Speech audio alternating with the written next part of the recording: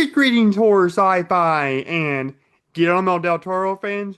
Drew here from Horror, Sci-Fi, and Beyond, and we're back at not necessarily the grand finale, but the finale of our del Toro series. So, as of now, unless he makes three other movies or whatever.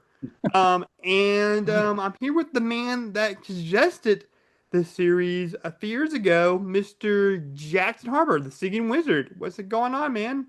Howdy, y'all. You decided to review some mediocre movies? Yeah, excited's not the right word, but I am glad that for this sort of final-ish installment of this little series that we've been doing for what, like 3 years now, Hmm. that we got the whole gang together. Yeah, we got Mm, Eric White finally in a good yeah. Toro series. Thanks for bringing me in at the tail end, guys, for Yep. like the Hey, the leftovers. the first two times we did it, I was not like really part of the show. I was just a recurring guest. Mm, No, So you're that would have no, been hmm all you're on you're a Drew to regular invite host you. when we did part two. I don't know if I was yet. I don't No, remember. I consider you a regular host at that time. Okay, well, I don't think you told me that yet.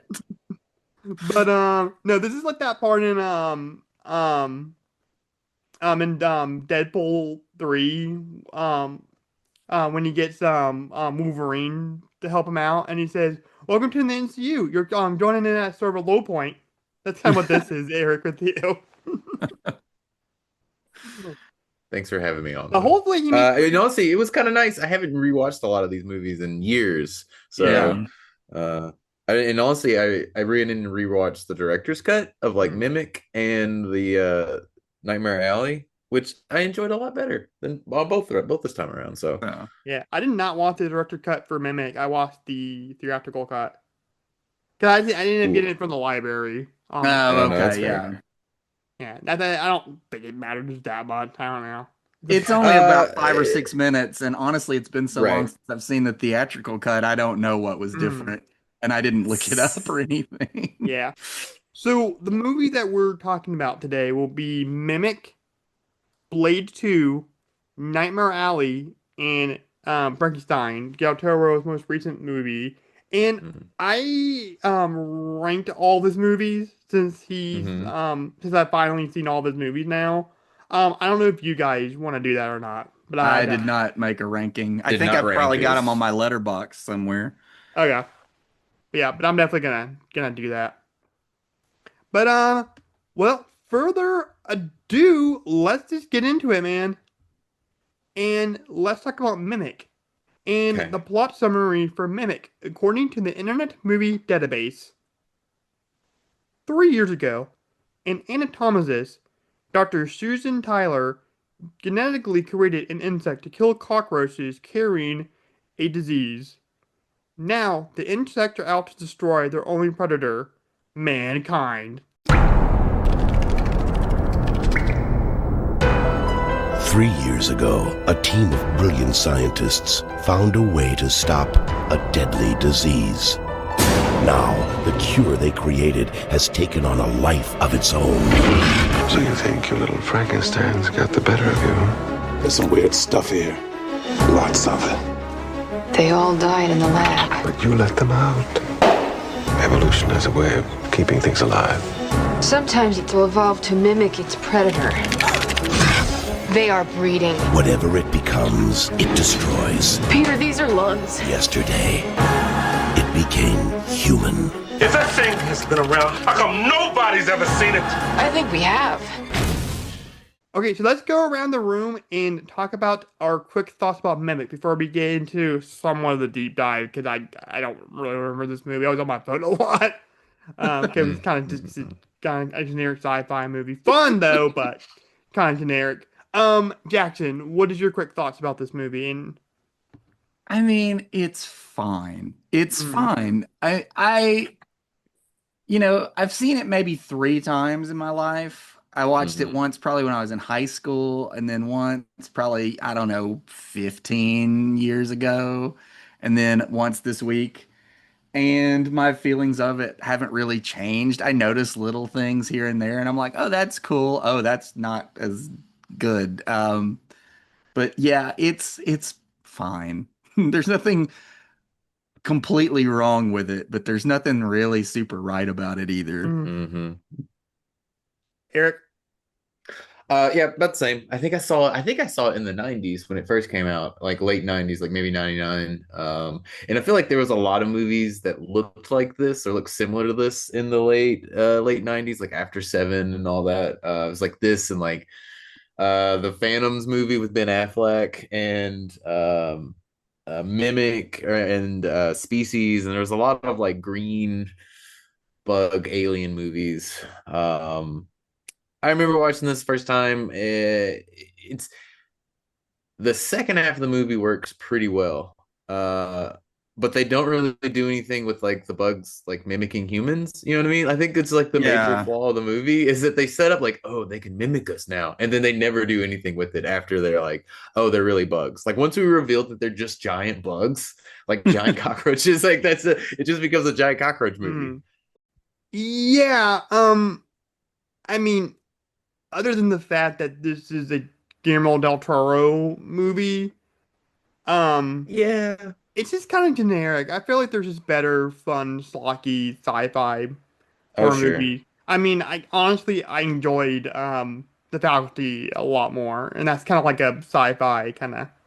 Yeah. Yeah, from around the same era. Yeah. Hmm. Yeah, It doesn't feel like it has a lot of his fingerprints on this movie. Like yeah. And rewatching I it, there's a lot of honestly stuff. feel like this was in that era. And obviously, this isn't based off a comic book, but this is still in that era of like the post Tim Burton Batman universe where everything's kind of grimy and A little Sure, bit. blocky.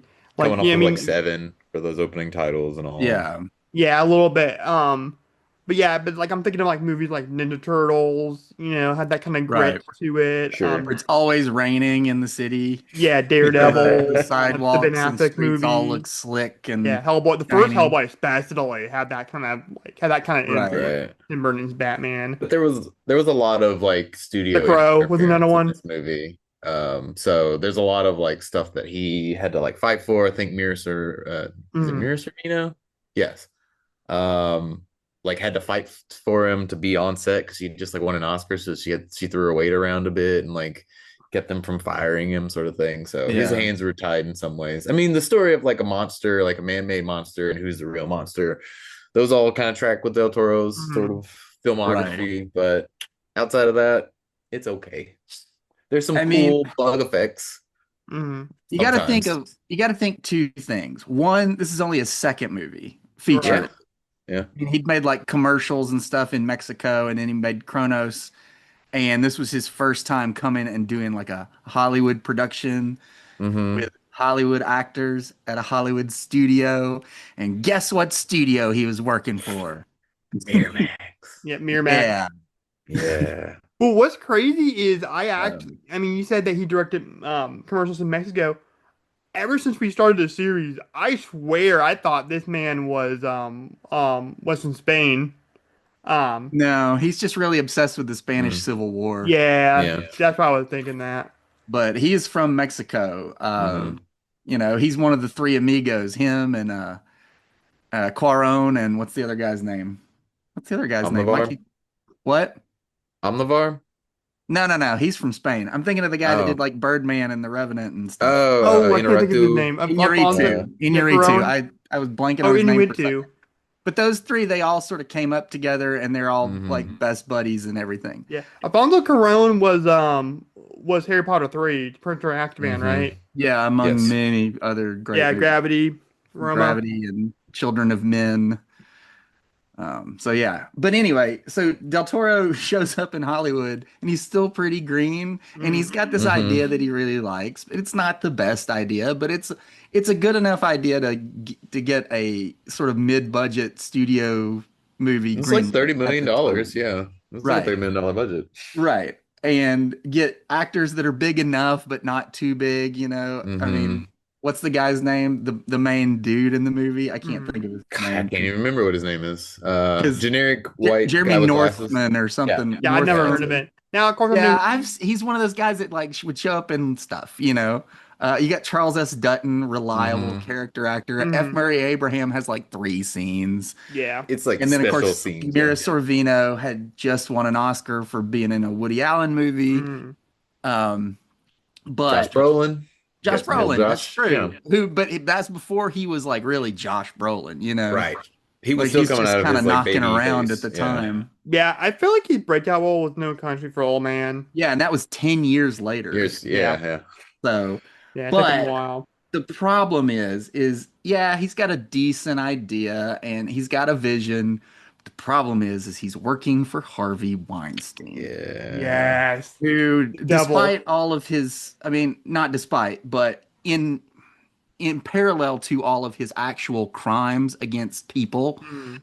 was also just a real bully on the just professional level and wouldn't let Hmm. filmmakers do their Yeah. thing. And here's the Hmm. thing. If there's a movie hell, then the movie devil will be Harvey Weinstein. Fuck that guy. I mean, now, Basically was in the okay, 90s, he was the movie devil. ignoring the Me Too stuff, because that is disgusting. Yeah, that's Yeah, he helped. I mean, he helped give us Tarantino. He helped give us Kevin Smith. right. But then there's all this other stuff. Like he was just a tyrant, He was a really. tyrant. He would take films away from the filmmakers. He would Mhm. Hmm. re-edit them. Like he did that especially with a lot of like foreign films and indie Hmm. films. Like he would go to festivals and buy up all these films and then just recut them, get somebody to recut them for him and just completely ruined Like the make them incomprehensible almost. right, And like them. exactly. Yeah. Um And I feel like that's what he did on this. Apparently, he was showing up to set, trying to bully Del Toro, telling him, like, this is how you be a real filmmaker. It's like, Hmm. really, Harvey? Go fuck yourself. Yeah, I Anyway, can't do that guy. and I don't really want to talk about him anymore, but I Mhm. think part of the reason this movie doesn't quite work is part of it is because Del Toro was still green as a feature Hmm. filmmaker. And the bigger part of it is who he was working for. So. Yeah.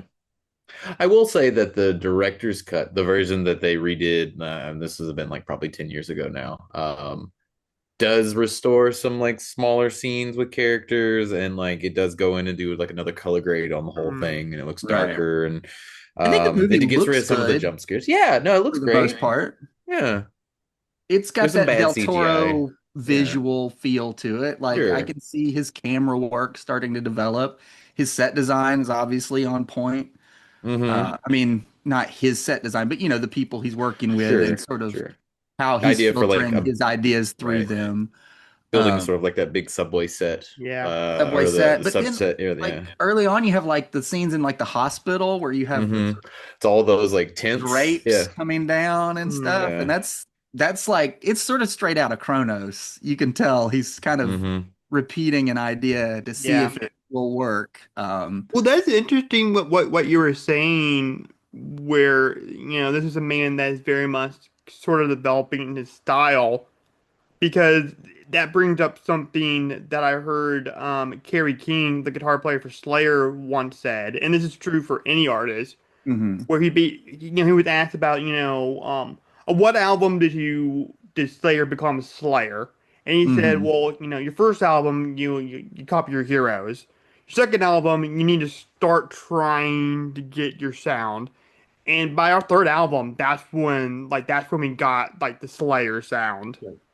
And I Mm-hmm. feel like a lot of artists is like that. And shut up, Eric. I'm gonna bring up Spielberg again.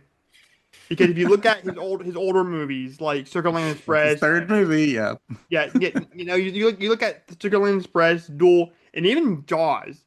Those three movies fit right there among his new Hollywood contemporaries. There's a hmm grittiness to them.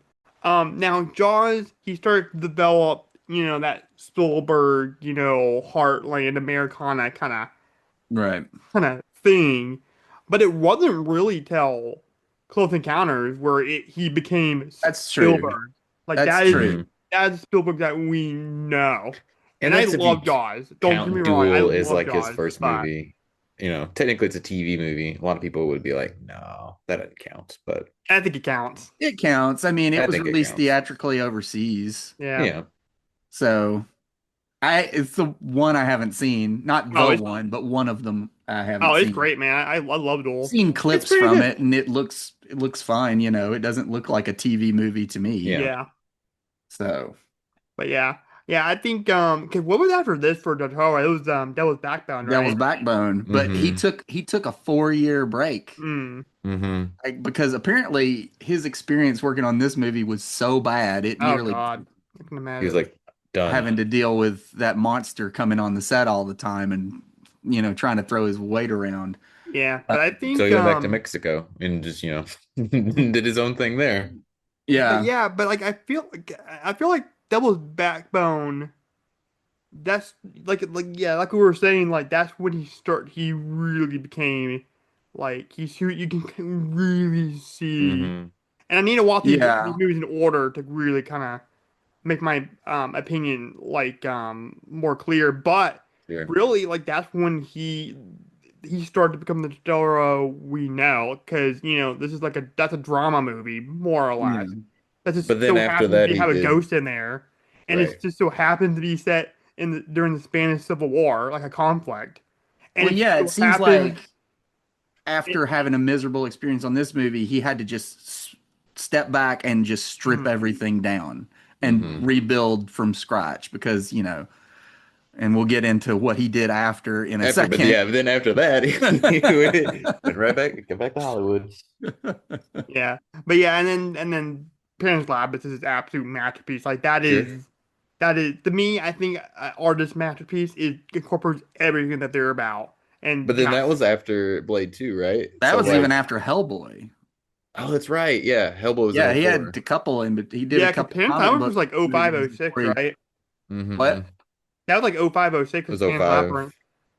Yeah, yeah. '06 in the US. I don't know if it's '05 other places, but yeah, definitely '06 in the US. Mm, Mm, So he was yeah. making it probably in '05. yeah. Um, as far as Mimic goes, there's some really cool ideas and some really cool visuals because I love I love when they're like dissecting the Uh-huh. creature in the subway and it's like these are lungs. Mm, Yeah. They put the sort of two halves of the face together and Oh, the Polaroid bit, like that's it works looks really sort of well. human. Yeah, and you're like, Like that's oh. creepy. Mm-hmm. mm.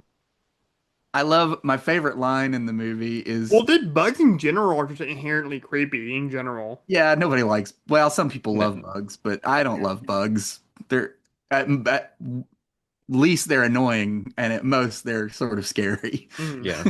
And a giant bug, that would be absolutely terrifying. yeah. Mm-hmm. Even though the ones in this movie don't look all that great because it's like mid 90s CGI. Yeah. Some of Mm, They the look puppets look cool pretty when good. they're like just sort of standing there, like Yeah. being still, like sort of looking human. And that's Doug Jones doing that. Mm-hmm. yeah. Um, Yeah. That's where this collaboration started. And you even told me didn't Doug Jones give Del Toro his business card? yep. And then he Yeah. found it years later when he was doing pre-production for Hellboy. Yeah. Oh, nice. So, Yeah. Which and is crazy. then they started working together pretty regularly. But I love the scene where the grandfather is like he's talking to the grandson and he's like, "Don't go over there. They may have Jesus on the cross, but that is not a holy Yeah, right. place." Which the Jesus cross comes back again in Nightmare It Alley. does. I noticed that. Yeah. Yeah. Yeah.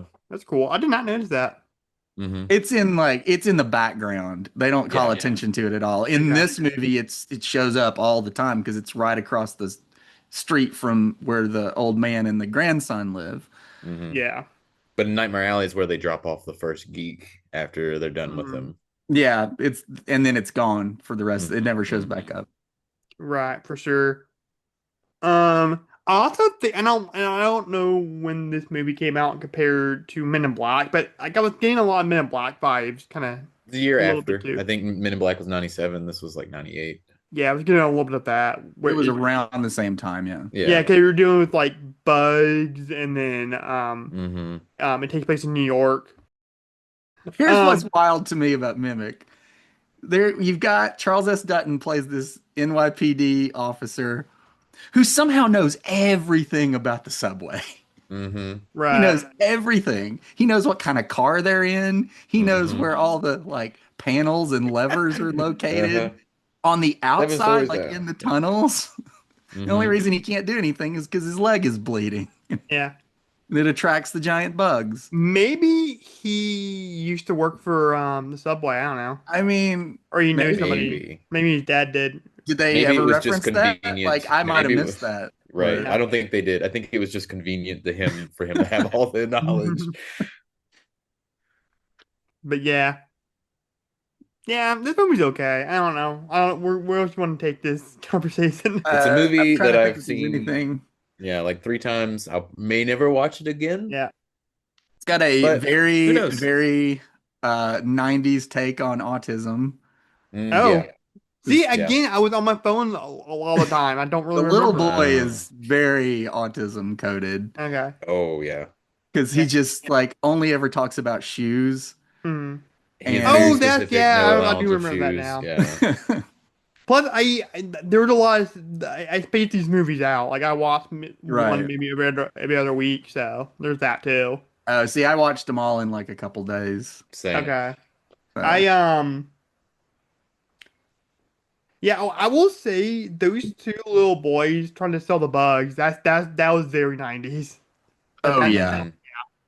This movie's got a lot of people being very stupid. yeah. Yeah. Like, here's the big scary thing. Hey, why don't you cut it open with your knife? Mm. See Yeah. what Oh, I happens. can hear it moving in there. Yeah. Well, the thing about it is you always gotta have like those kind of like scenes in these type of 90s Right, urban New York That's true. movies where it's just like kids just hanging out on the street, just right. being up to misfits. I mean, again, Ninja Turtle, the original one, like the kid Danny, um, April's boss's son, like he hangs out with the Foot Clan gang Yeah. Hmm. in that film. I guess I just don't get the instinct of here's a giant egg sack, like Hmm. that's bigger than either one of us, maybe bigger than both of us Hmm. put together. Hey, cut it open, and the kid just starts doing it. The thing Right. is, What's they wrong could have with went you? and told the lady and like, "Hey, pay us. We know exactly where it is. We can lead you back there." Right. Like, I don't But know. They didn't no. have to take it with them. They didn't have to. Oh, kids. That's why they're dead. They actually do kill the kids in the movie, They do off kill the screen kids in the mostly. movie. So That's something. it's Yeah. something. All right. So if you guys don't have anything else to talk about, Mimic, do you want to get to favorite part and least favorite part? Eric, what is your favorite part of this movie, if you have one? Ooh, favorite part. I really love the face reveal, like Hmm. the Polaroids, and they start sliding them together, and like all that stuff is really great that they never Hmm. do anything with after that. Like they feel like they set it all, they spend an hour setting it up, and then they're just like now they're just big bugs. But I Yeah. do love that build up for it. I It's really like nice. big bugs and I cannot lie. You everybody can't deny. Sorry, I had to.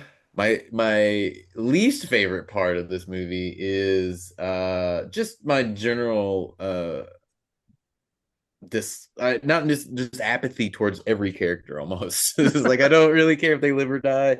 Charles S. Dutton is the one who probably comes the closest to me caring about just Hmm. because he has some sort of personality, but everyone else I don't really care. Yeah. Jackson, what's your favorite part and least favorite part of this film? Favorite part is definitely all the scenes where it's like the bug sort of disguised as a human and it's Doug Hmm. Jones actually in a suit.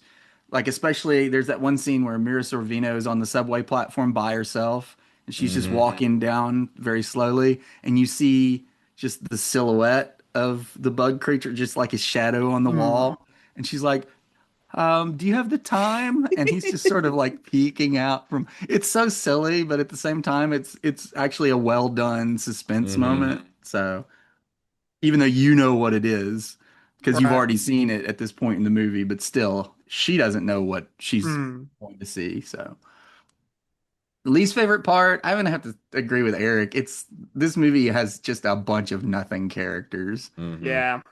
And that's something that Del Toro will go on to correct in future films. But nobody in this movie is interesting. The whole thing with the fact that she's pregnant and her husband can't tell her she's pregnant because they keep getting interrupted. Mm-hmm.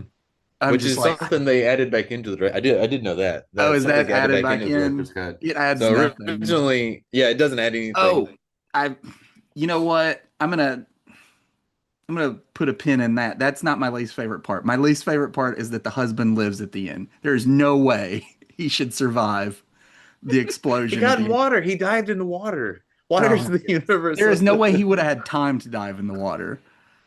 It's a room full Yo, of you're right. gas, and he puts a spark off, and there's an immediate Somehow. explosion. So it's Mhm. really dumb. Right. I'm gonna go with my favorite part. I like the two bug kids. I think they're really charming and really fun. He's like, "Hey, lady, we got some bugs we want to sell you." Like, who does that? I mean, are you that dirt poor? I mean, New York's expensive. Yeah, man. It's New York. Yeah, they need. Yeah. I mean, Yeah. they're both probably come from single parent households. I would imagine that they're going as low as selling bugs as this woman. And man, just like I like that one kid is like, "Hey, yo, I heard you're the bug Costs money lady." to just ride the subway. Yeah, I don't know. I love that. Just how he says, "Hey, yo, I heard you're the bug lady." Again, it's so 90s. I don't know. Mm-hmm. But what is your rating out of 10, Eric? It's like a 5.5. We'll say Five and five a and a half. half. Yep. That's Yeah. pretty low. It could probably be a 6, but I'll say 5.5. All right. What about you, Jackson? I'm gonna give it like a 5. I don't vibe with this movie. All It's right. got some nice visuals here and there, but overall, Yeah, I'm just kind of bored watching it. right. It's hard to justify the hour and 50 minutes. You kind of have to Right. go up for like just a few minutes here and there. Oh yeah. I'm gonna give it a 5.5 too. Again, it's Del Toro. You're gonna get a very good looking movie and a Mm, decently well Mm-hmm. crafted movie. But there's just not a lot of Yeah. memorable scenes in this movie. There's right. not a lot of memorable characters except for the bug kids. I don't know. Yeah, just a very boring movie. Like I just couldn't. I Yeah. had a hard time getting into this.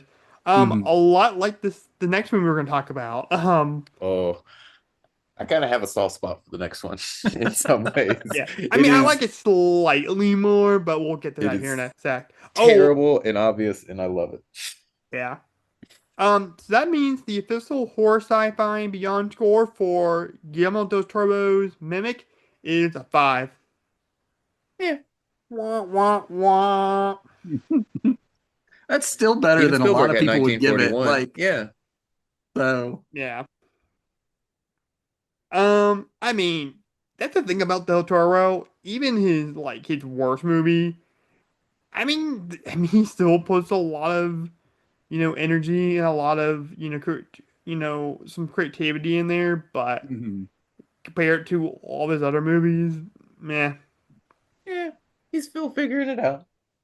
He Yeah, moves on. if you got freaking like Pan's Labyrinth on your resume and Yeah. like Sure. Hellboy 2 and Shape of Water, clearly he did something right in Mimic because people kept hiring him and wanna work Right. with them. So yeah, there's something there. All right, so let's get to Blade 2. In the plot summary for Cruise Blade, control. I don't get it. It's like Speed Speed 2. 2. Speed Oh. 2. Yeah. Cruise control. Yeah, I Will got it. Dafoe, and he's got the leeches. Yeah. In the plot summary for Blade 2 Cruise Control, according to the Internet Movie Database, Blade forms an uneasy alliance with the Vampire Council in order to combat the Reapers who are feeding on vampires.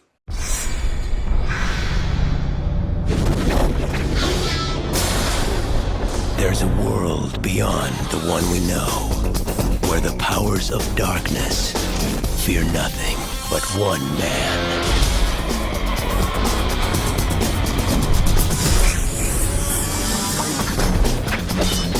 Stop! Blade. We represent the ruling body of the vampire nation. They're offering you a truce. They want to meet with you. You sure about this? They'll take us in deeper than we've ever been. Now, those he has sworn to kill need his help to fight a new breed of terror. They're no longer top of the food chain. Our forces are ready to fight, but we need a leader. Let me get this right. You want me to hunt them?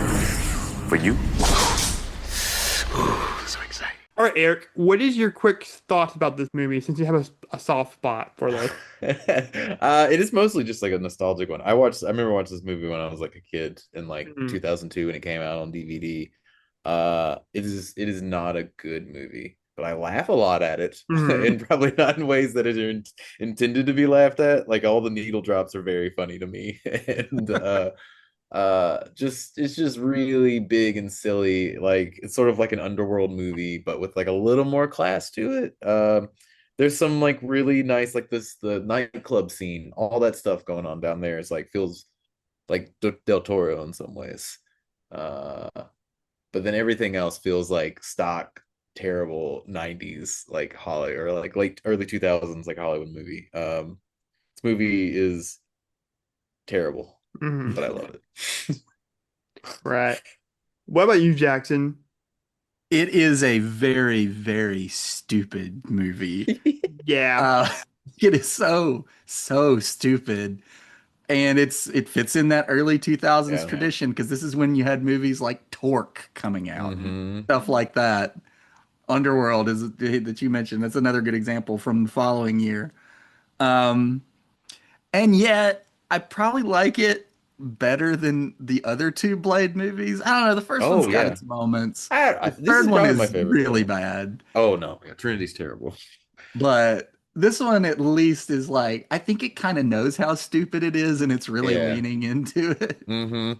So yeah, I don't mind. It's not one I'm gonna put on like over and over again, but when it's on, I'm like, okay, I see what you're doing there, Del Toro. You're making a really stupid movie, but you're having fun with it. Yeah. Can I say one quick thing before I give my thoughts about this movie? Sure. There's only one blade, and only gonna be only one blade. And I love that probably true because they could never get that Mahershala Ali movie off the ground. Oh yeah, they teased it. Never happened. I definitely I like this movie slightly more than the first one. I feel like these movies came out early enough in the comic book, movie, like era. Yeah. Where they're just trying to figure out their footing a bit. Again, like Mimic, there's a lot of, and I watched this maybe like a month ago. There's a lot about this movie I don't really like remember, or there's a lot that didn't really stick out to me a whole lot. Yeah. The stuff I really do remember is Wesley Snipes, man. Like Wesley Snipes, he's great. He's the highlight of both movies. So well, yeah. I don't know if you guys ever watched Josh Horowitz's channel. The film, I think he's like a film critic or something like that. Okay. He interviewed Del Toro and he asked him, "Is like, why can't like studios get another Blade movie off the ground?" And Del Toro was like, straight up said, "I think it's Wesley." Yeah. He just brought that attitude to it. Yeah, there's famously a scene in the third movie where they had to CGI Wesley Snipes' eyes onto him because he refused to open them when he was like laying down on the table. You can look it up. You can look up CGI Wesley Snipes eyes. Oh wow, it's really funny. So he was a bit of a pain to work with on these movies. Yeah. So the cool thing is, and I don't doubt that, but the cool thing is that not cool, but interesting thing is, Del Toro said in that same interview with Horowitz that, I don't know anything about techno music. Yeah. I don't know this this sub, culture of like raves and all that stuff. And, like the fasting and all that stuff. He basically said, okay, let me handle, like the horror side of the story and the Frankenstein aspect of it, and then like the action side of it. And he said, and I'll let Wesley Snipes handle, the cool factor of it. Mm-hmm. Mm-hmm. Um, yeah, and he's really good in both of these movies. Right. And I think Yeah. that's what's so hard to to get another actor, because if you do it, because you can either go like it's too much like Wesley Snipes or it's too different. You need to find that perfect middle ground. I feel like. Yeah. Yeah. I mean, I It's still want also to see a Blade probably movie. having I want to see a leads in the monster movies. I want to see a Marvel movie with Ghost Rider and Werewolf by Night and Blade and Man Thing. I they mean, may I also think they yeah. wanted to do that, but it just never happened because nothing they were doing was working. So they're now Mhm. having to lean back into the characters that everybody already loves. That's why they're bringing back Captain America and Yeah, you know Yeah. Robert Downey yeah, Jr. that's and the all thing that. that kind of sucks about this Doomsday movie. But I digress. But yeah, I really love the action in this movie. I mean, he knows how to do action scenes really good. I like some of it. Yeah. Yeah. Sometimes it's very clearly that everyone on screen is a CG character, Uh-huh. and Yes, it gets Especially for that quite end fight. annoying. but Yeah, the compare ending that fight's pretty bad to CGI. the original, where it's just him, the main bad guy, just you know, um, like slashing swords at each other, like real Right. quick. That was kind of dumb. I didn't like Oh that. yeah.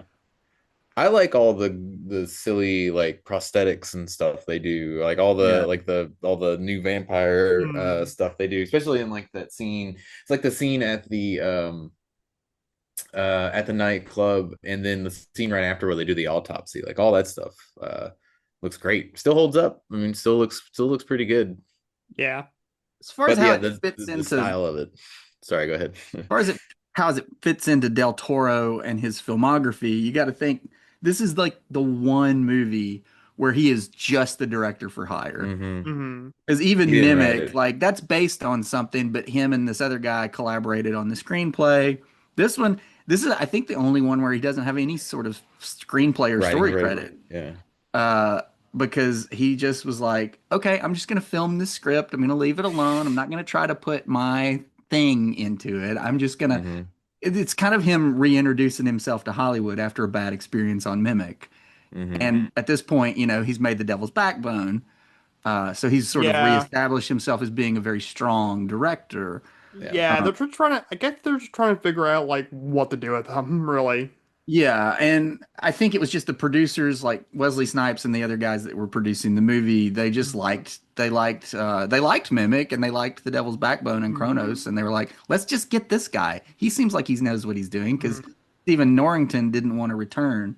And then I think Hmm. I read that Del Toro just went and obsessed over the first Blade movie and like Right. studied every shot so he could at least sort of make it feel like the first one. Hmm. So it Mhm. doesn't Yeah. really feel like him a lot of the time. Yeah, Right. I kind of agree. The cinematographer didn't come back either because Mhm.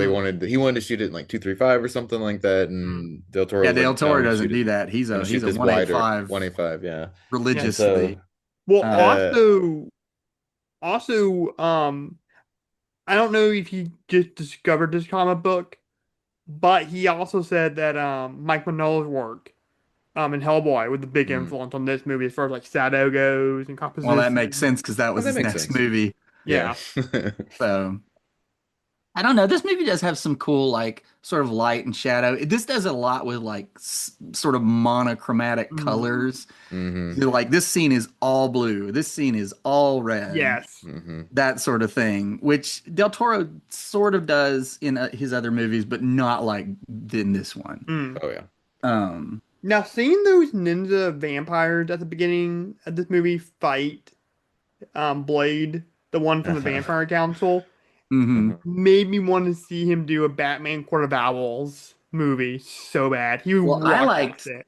even before they start fighting, and they're CG characters, but I love when they just come swinging in on the Hmm. rafters. They're Yes. like Like completely that's a silent. beautiful shot. And the CG looks good enough to where I Mhm. can kind of ignore the fact that I know it's CG Hmm. because the shot is composed really well and the animation is timed so well and the camera's sort of fluidly moving behind them. Mhm. Hmm. And I was like, okay, that feels, I can see Del Toro in that. Yeah. Yeah, but man, that is. I know you really want him to do a Swamp Thing movie, Jackson, but I really want him to do a Court of Owl. He would kill that so bad, in the good way. He would just total. He would if Warner Brothers and DC would just let him do a thing in that movie. If he ever does Hmm. it, hypothetically, it would be amazing. Well, I don't know. James Gunn's running the show over there right now, so we'll see. I think it depends on how Supergirl does, Yeah. Yeah, whether or not they let James Gunn and Clayface, of course. Clayface looks really interesting. Mm. I'm excited for that See, trailer. that would be something I could see Del Toro doing. Is Yeah. Hmm. a Clayface movie. I don't know the guy they got to direct this one. I know Mike Flanagan wrote it, but Mm. Hmm.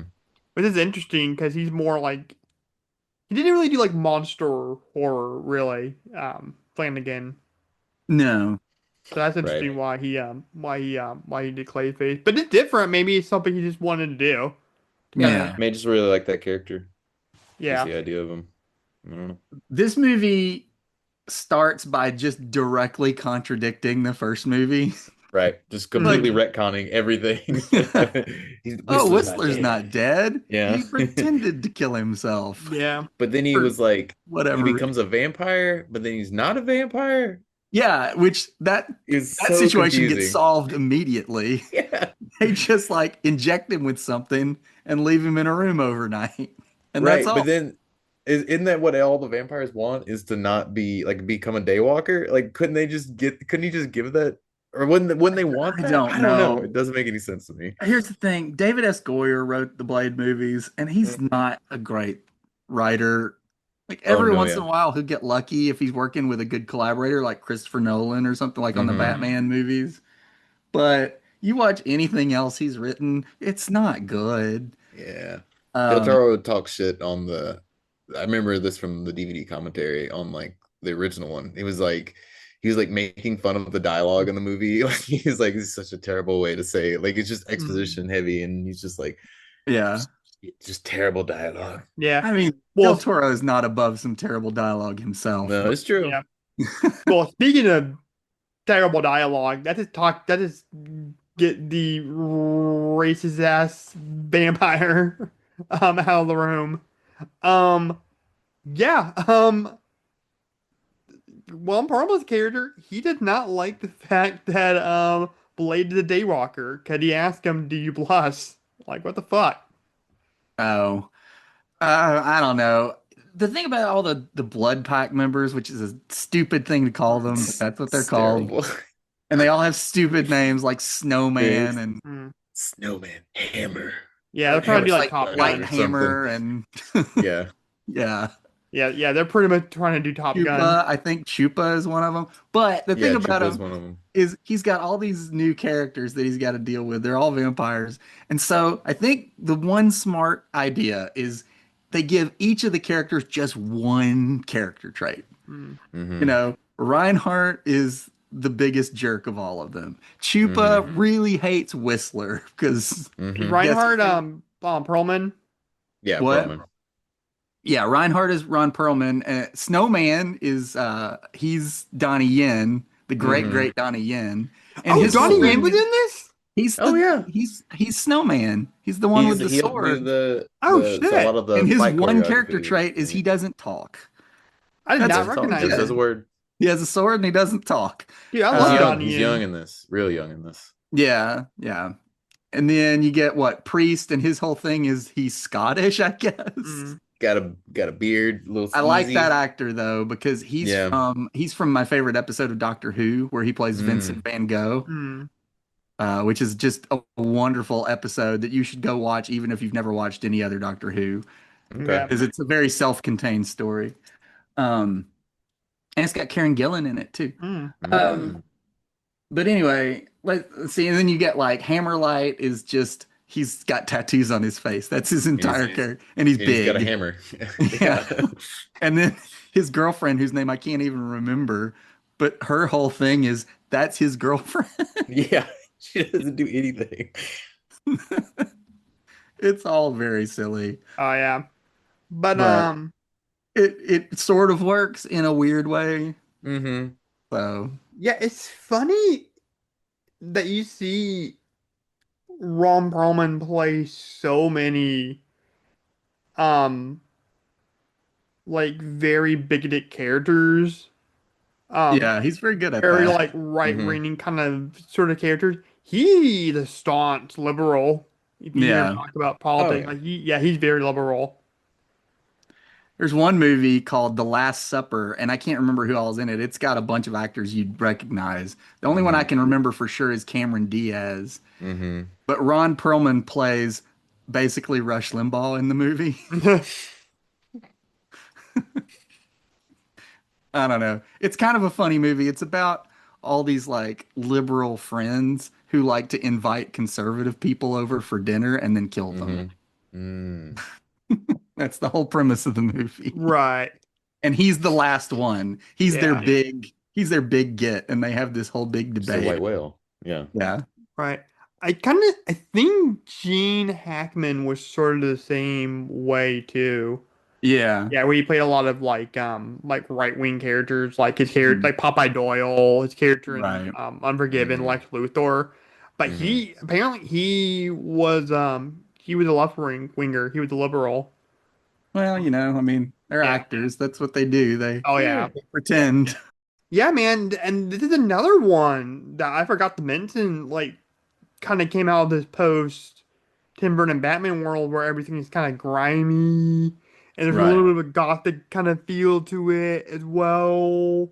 Um, And this is like a decade past but still, I mean, the you're OG still, Batman. I Yeah. mean, think about how influential that movie was. Even 10 years later, people are still influenced by it. Yeah. Like The Well, I Crow's think another one. it's worth mentioning that the Blade trilogy precedes a lot of the other like Marvel movies. Like they had done Mm. Batman and then, decades Yeah, before done Superman. how's But crazy is that? That the Blade came out in 98 and Mm-hmm. X-Men wasn't till 2000. 2000 and then X-Men 2 was mm, and Spider-Man 2 were both like same year as this movie. No, yeah, Mm-hmm. so like Spider-Man was the same year as this movie and X-Men 2, I believe. Yes. Spider-Man 2 was '04. Oh, 04, I think. yeah. Yeah. yeah, like think about that, man. It's like Marvel started with like one of the most obscure characters imaginable, Howard the Duck, for his first movie. Right. That one Yeah. almost doesn't count though. Okay, I still Right. count it. But then I they mean, did it Pun counts, but it doesn't really count. It's not Yeah, like a superhero movie. It's an obscure sort of comedy sci-fi title. yeah. And then they Marvel. did like The Punisher. It's still I mean still based on a comic book, but then they did Punisher, Sure. which is a pretty popular character, but not like an elite character. And then they did Blade, still again popular, but not like elite. And then they finally get to like X-Men like 20 Right. years later or something like Mm-hmm. that. That's because of Avi Arad. He was just like auctioning off all these Hmm. different Mm-hmm. titles to different Oh, studios. he's another producer I don't like. Oh, he's terrible. Yeah, But, he's pretty bad. at least New Line made the movie. Mm. A lot of these Sure. movies did never get made, Mm-hmm. because James Cameron was trying to make Spider-Man in like the mid 90s. Yeah. I didn't get made until Sam Raimi took it over and everything. So Blade got made, and it got It was a sequels. hit. Both It was movies, both yeah, it the was a first big two hit. movies were hits. Oh, So yeah, for sure. Yeah, it's just kind of interesting to kind of go back and watch some of these old comic book movies that I haven't seen in a while or ones I haven't seen before and to kind of see Mm-hmm. where it is now. Like it's so interesting to see that. mhm. Um, but yeah, do you want to talk about the villain? Because that's one thing that I had a hard time with. I like the visual. I like some of the different characters, especially Blight. I thought again, love Wesley Snipes as this character. Sure. I Mhm. would watch both these movies 100 times just for him. Like I would just go on YouTube and just watch best Blade moments because Right. he's so like phenomenal. Kind of all you need. Yeah. All you need is Blade. Do do do do do do. But yeah, that's the one thing that confused me about this movie was the villain's motivation. It And doesn't make any sense. story. It's It doesn't make stupid. any sense. Well, and then There's a when lot like of stuff in this movie that doesn't make any sense if you yeah, think and then about when it too like hard. freaking Del Toro was comparing the villain to like Frankenstein or whatever, and I'm like, I did not get that all at all. Like what? Like are you that obsessed with I Frankenstein? mean, he's messing around with vampire genetics to try to Yeah. make I them guess immune so. to everything, and it backfires, and it creates this monster that turns in other vampires into the worst thing, and it Again, I still But saw can't this a move in month. daylight. Again, I watched this a month ago, Jackson. I don't remember. Yeah. but does Watched he other know? stuff. Does the son? I guess the son does know that his dad is the head vampire, or Is does he it his not know? literal dad, or is it just the thing he experimented on, and so it sort of He does treats call him him like father. He yells at right. father near the end. It's So not I very don't know. clear. No, I mean, we know that the woman is his daughter, like his for actual sure, daughter. daughter. But I think the other one, the main sort of Reaper, who's Hmm. I can't think of his name. It's like Janek or something like that. I can't Something think. like that. Xanax or Xanax. Jen. We'll call Yeah. him Xanax Yeah. because he's about as interesting as being on Xanax. Yeah. He's just kind of sleepwalking through the movie until, or like, and then they just make all these other like mindless reapers that just come Yeah, out sort of like zombies. You get to dispatch a bunch of them. The body count in this movie is huge it is. for a Lots of people movie like die. this. A lot of people die.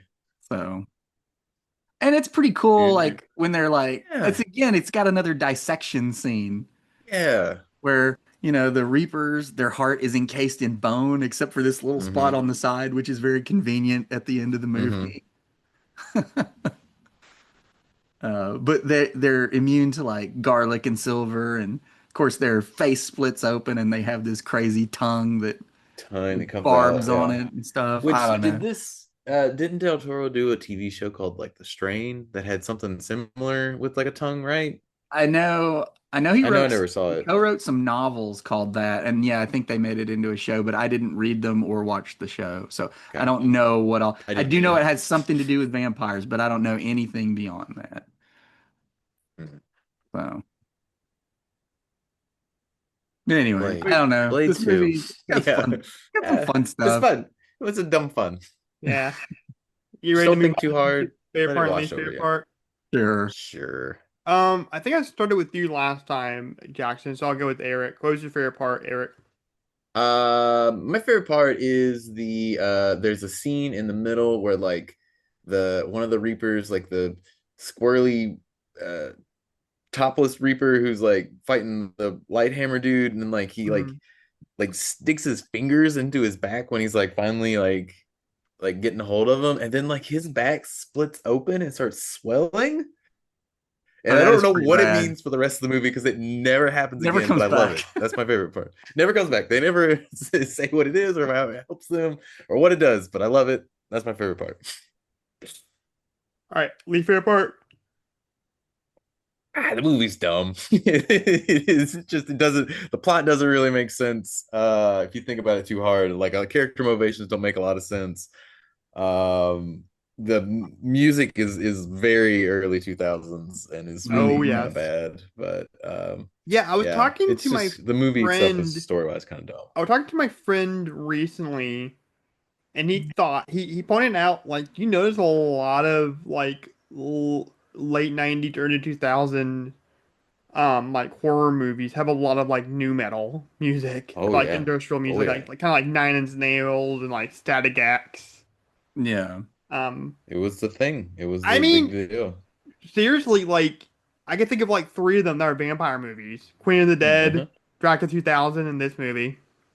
I'm And then sure of there's course you plenty in get the Underworld too. Matrix, and that starts Mm-hmm. bringing in a lot more like techno and Mm-hmm. Yeah, EDM type stuff. electronic Yeah. music.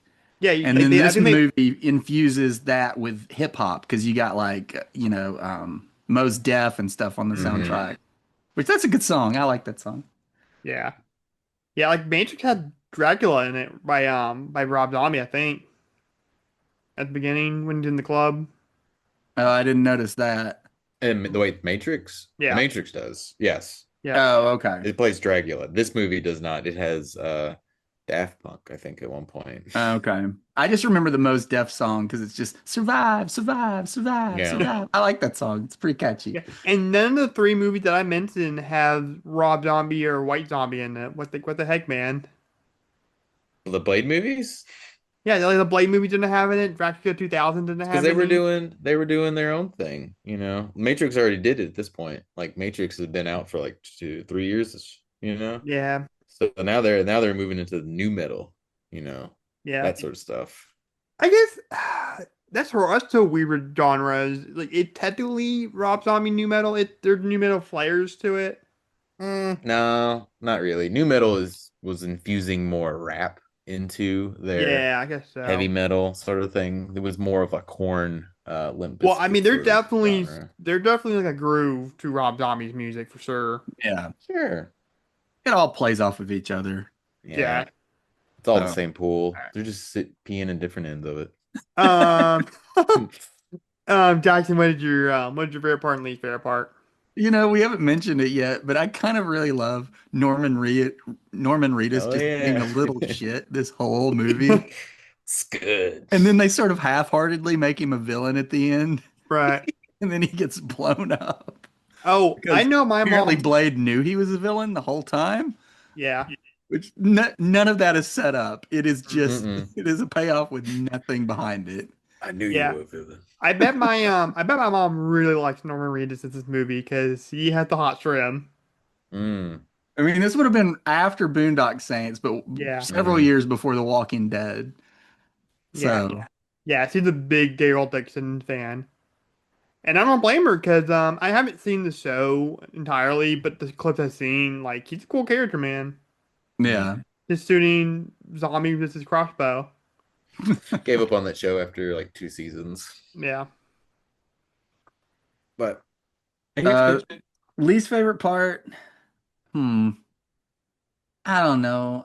It's just the fact that they don't commit to anything. Like Hmm. they kill off Whistler in the first one, but realize he's the most interesting character.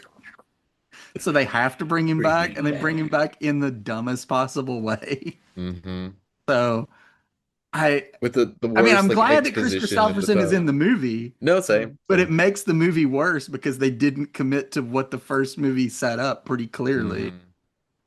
Right. So They should have done the ultimate sin of just like making it his brother. Hmm. his twin, This is like the Yodel. Legend of This Curly's is Gold. yeah, exactly. It's not Whistler now. This is Yodeler. I Yeah. was his brother. Um, I'm gonna go. My favorite part would be the action. There's a lot more dynamic in this movie. I feel like. Yeah. But I mean, like I said, it's Del Toro versus some Joe Blow, nobody director from the first one. I don't know who directed that movie. He did some stuff. I don't remember off the top of my head, but I know he had The like only other thing I can a think of that he decent did career. is he did the League of Extraordinary Gentlemen, which is not good. Ooh, Oh, okay. never mind. It's real bad. Yeah, it's real bad. Yeah. And I think he got put in director's jail after that because I don't think he's, Yeah. yeah. But I'm gonna go my least favorite part. It's just, I don't get the story. The story is just so confusing to me. Oh yeah. 'cause it doesn't make sense. Yeah. It doesn't. Yeah. But, I'm gonna yeah, and then let's go to rating. Jackson, what would you rate this movie out of 10? I mean, I'll be nice and give it like I'll give it a 6. Okay. Nah, I'm gonna give it a 5.5. I'm not gonna be that nice. I give it a 5.5. There you go. Eric. 6. It's a solid 6 just for the needle drops. I laugh every time at the end of that movie where they have that fight with every like all the goons come in their black helmets and he just dispatches them so easily. I love it. And then he there's a shot. I forgot about this until just now, but there's a shot like he beats all these dudes and then the main villain or Reinhardt standing there and he like just like pops straight up in front of him like he's on like a little springboard. So good. All right, so I like this movie enough. It was entertaining enough. Definitely, I would watch this movie over Mimic if I had to. But Mhm. honestly, both movies are kind of like movies. Like if I don't, there's nothing else on TV to watch. not Right. searching them or I out. just need Yeah, something in the background out there that's on. sure. So that both of these movies are that kind of thing for me. Mhm. So I'm gonna give it a 6.5. So around the same. I think Yep. it's probably a So the 6. official Yeah. horror sci-fi and beyond score for Blade 2 is a 6. Yep, that sounds about right. All right, so on to movies that I actually want to talk about and are kind Yeah, of same. interesting. This is the one I actually want to talk the most about. Oh, really? Yeah. Mm. Okay. So the next movie is Nightmare Alley. In the plot summary for Nightmare Alley, according to the Internet Movie Database, a grifter working his way up from low-ranking carnival worker to lewd psychic media masses wits with a psychologist bent on exposing them.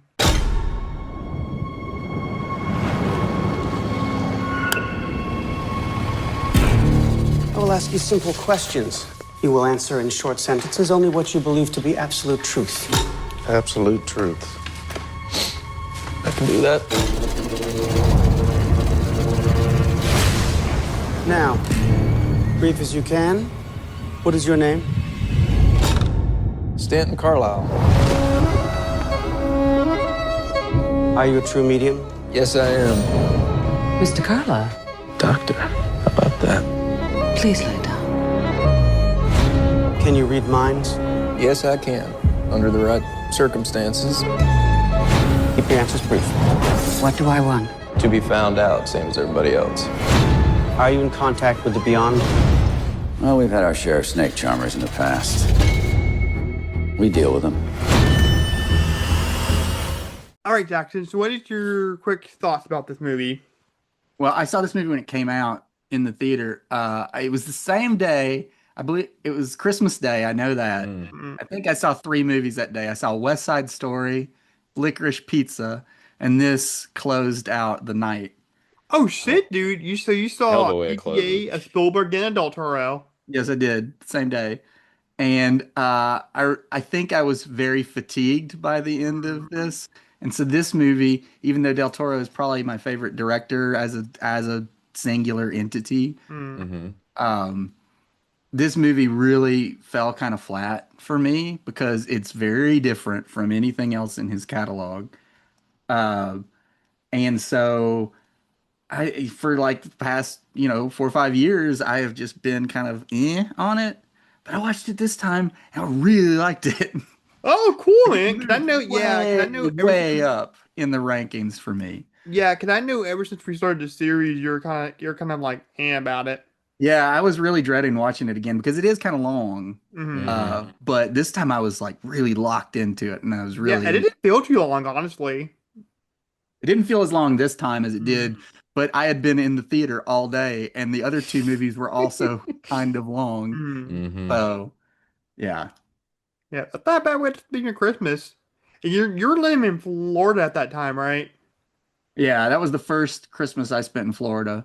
Yeah, so you didn't have any family obligations. No, I still try to go to the movies. I didn't get to do it this year because for one thing, there wasn't much playing that I really wanted to see. Eric, what is your quick thoughts about this movie? Similar to Jackson. First time I saw this, I wasn't feeling it. I'd seen the original one before, and I was just kind of like, it's just like the same movie, but just 30, 40 minutes longer. You know what I mean? And so I was just like, it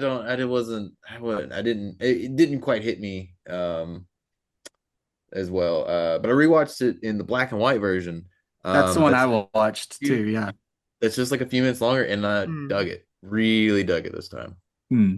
Oh yeah, I got to again. This is another library one. I'm trying to save money. And You got Hulu? You got Hulu? Oh, now I do. Cause I just started up Disney Plus again.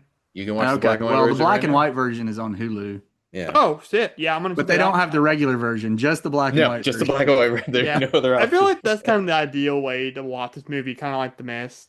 Like I can't watch The Mist in color anymore. Sure. It looks really cool in black and white. It does look cool in black and white. Yeah, this movie. Mm-hmm. That's cool.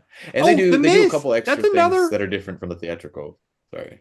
Yeah, that's the Mist. That's another sci-fi horror movie with like these gnarly-looking creatures. That's way better than Mimic. Yeah, that Yeah. was like a decade later, though. Yeah, but I'm Yeah. just saying. Yeah. Um, but yeah, I really liked this movie. A lot. I liked it a lot more this time. I think we just kind of came to the consensus. We thought it was just okay the first time, Yeah. Hmm. and really like it the second time. Hmm. Um, yeah. I don't know if you have any insights on this film, Jackson, as far as like how the hell did Del Toro go from like a sci-fi fantasy horror director to film noir? Like the complete opposite. This is not any like kind of like in his wheelhouse. It's like this is something completely different. Well, I'm thinking about where he was in his career, and of Hmm. course, he was coming off of Shape of Water, Hmm. Hmm. and he won an Oscar. That movie won several Oscars, Best Picture and everything. And I think, what else can you do after that? You got to try something different. And it's an old film noir, and it's based on a novel too. Hmm. And so I'm not sure where he was coming at it from, Hmm. if he had read the book or if he just really loved the old movie. I do know that I was I was listening to a review of the book, and apparently the book goes into a lot more detail about the characters than even this version of the movie. Hmm. Hmm. And the book is a lot more about like alcoholism and stuff like that. Hmm. Um, and I don't know that Del Toro has any, stake in that thematic thread, and I think that's why he doesn't hit it too hard in the movie. But I can only surmise that, coming off of Shape of Water, he was just looking for a story that, spoke to him in a different way. Hmm. And this is definitely the most different of his movies because there's no supernatural anything to it. Hmm. Yeah. Well, because here's the thing. Never heard of Nightmare Alley, the book or the original movie. Hmm. When I first saw this trailer, I'm like, oh, Del Toro got a new movie out. Hmm. And I'm seeing, stuff from the carnival, and I'm seeing Bradley Cooper run away from something. Right. And I'm thinking, oh, maybe like one of the carnival freaks got loose. And this is Right. kind of You what think that it's movie's like a about. Yeah. spooky, like supernatural carnival. And that's kind of what I thought too, because I was not Yeah. aware of the source. Yeah. A And then lot the of people second did think that. tra Yeah. yeah, and then the second trailer comes out. Okay, I'm like, okay, maybe it's not necessarily supernatural per se, but there's maybe like a thriller like kind of aspect to it. And then I Hmm. find Hmm. out no, it's an ode to film noir movies, is what it is, Yeah. Hmm. especially in the second half. I Uh, mean, I can see it. You could call it a thriller of sorts. It's not like yeah. a mystery, Mm, Yeah. but it's a psychological thriller in a sense. I mean, in the way that a lot of old film noirs are, because they're all Hmm. about like character going deeper and deeper, digging the hole deeper mm, and deeper. Into the And darkness. Yeah. Going yeah, further. Yeah. Digging away their own morality until right. there's nothing left of them. right. Um. Yeah. I read it. I listened to, and I don't remember a lot about it. I remember hearing an NPR interview with Del Toro when this came out that it he wanted to do this movie because at some point in it was either late 90s or early 2000s, his father was kidnapped and like by Mm, these people, and like they had to pay the ransom, and like James Cameron gave him some like money to help like negotiate it. It was like all I've these never nut heard this. stuff. I didn't either until like this was, I guess it was 2001. And you have to look it up because I don't know all the facts. I'm just quoting from memory here, but I want to say that was the reason he wanted to do this movie about these sort of like charlatans, of like people who are like asking for people's money and like taking their money, like, for Hmm. like nefarious reasons, like under ill faith sort of things. Oh wow, okay. interesting. Um, yeah, that's very interesting. And apparently Del Toro has a love for film noir movies. Mm. A Got lot of Otherwise, filmmakers do. It's a very yeah, it's so influential, cool. Yeah, from the look movement. to. Yeah, I Mhm. haven't seen too many. I've seen definitely a lot more noir movies. Like, of course, Right. Dark Knight is definitely in that vein. Yeah, Dark Blade City. Runner is one. Yeah, Blade Runner, Mhm. Dark City. So I like the They were. idea of, so Yeah. I get the concept of it through those movies, and then kind of what I heard about other. That's another genre I really need to get into.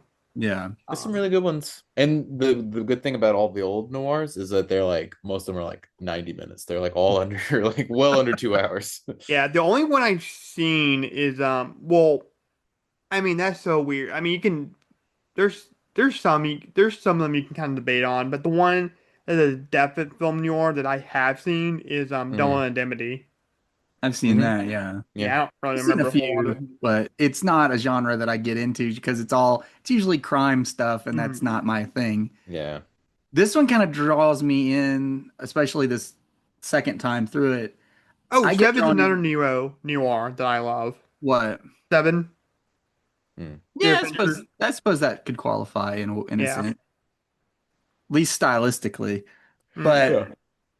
I think part of the appeal for Del Toro, which is also part of the appeal for me, is Hmm. it starts with this carnival and you get all of these oddball carnies, and that's sort of like it sort of lets him have his what is it, the fairy market from Hellboy 2, Yes. but Hmm. with people.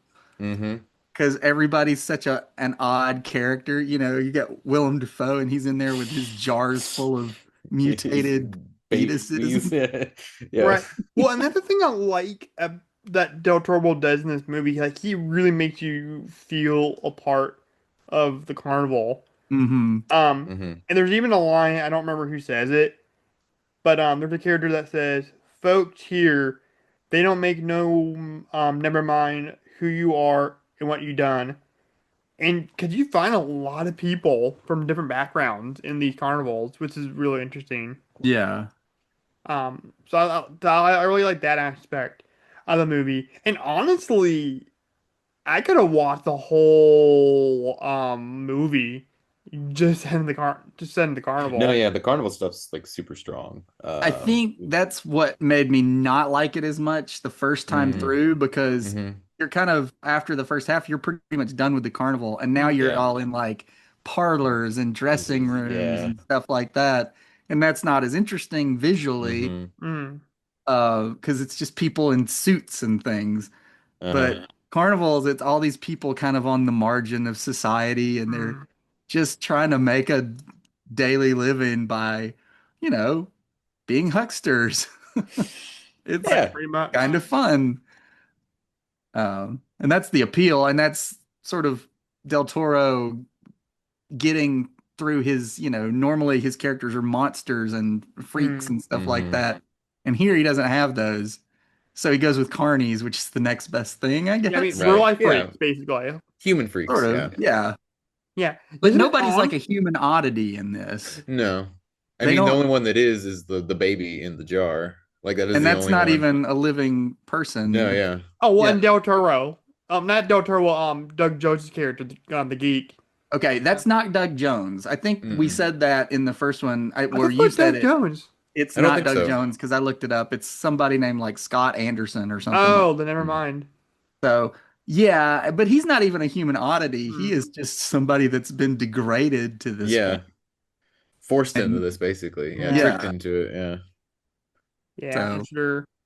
Um, Now going back to what you're saying about the Husker kind of thing, I kind of like there's a thing there's a not a subplot, but there's a thing where um Kate Blanchett's character is trying to read Bradley Cooper's mind or get Hmm. into his head a little bit.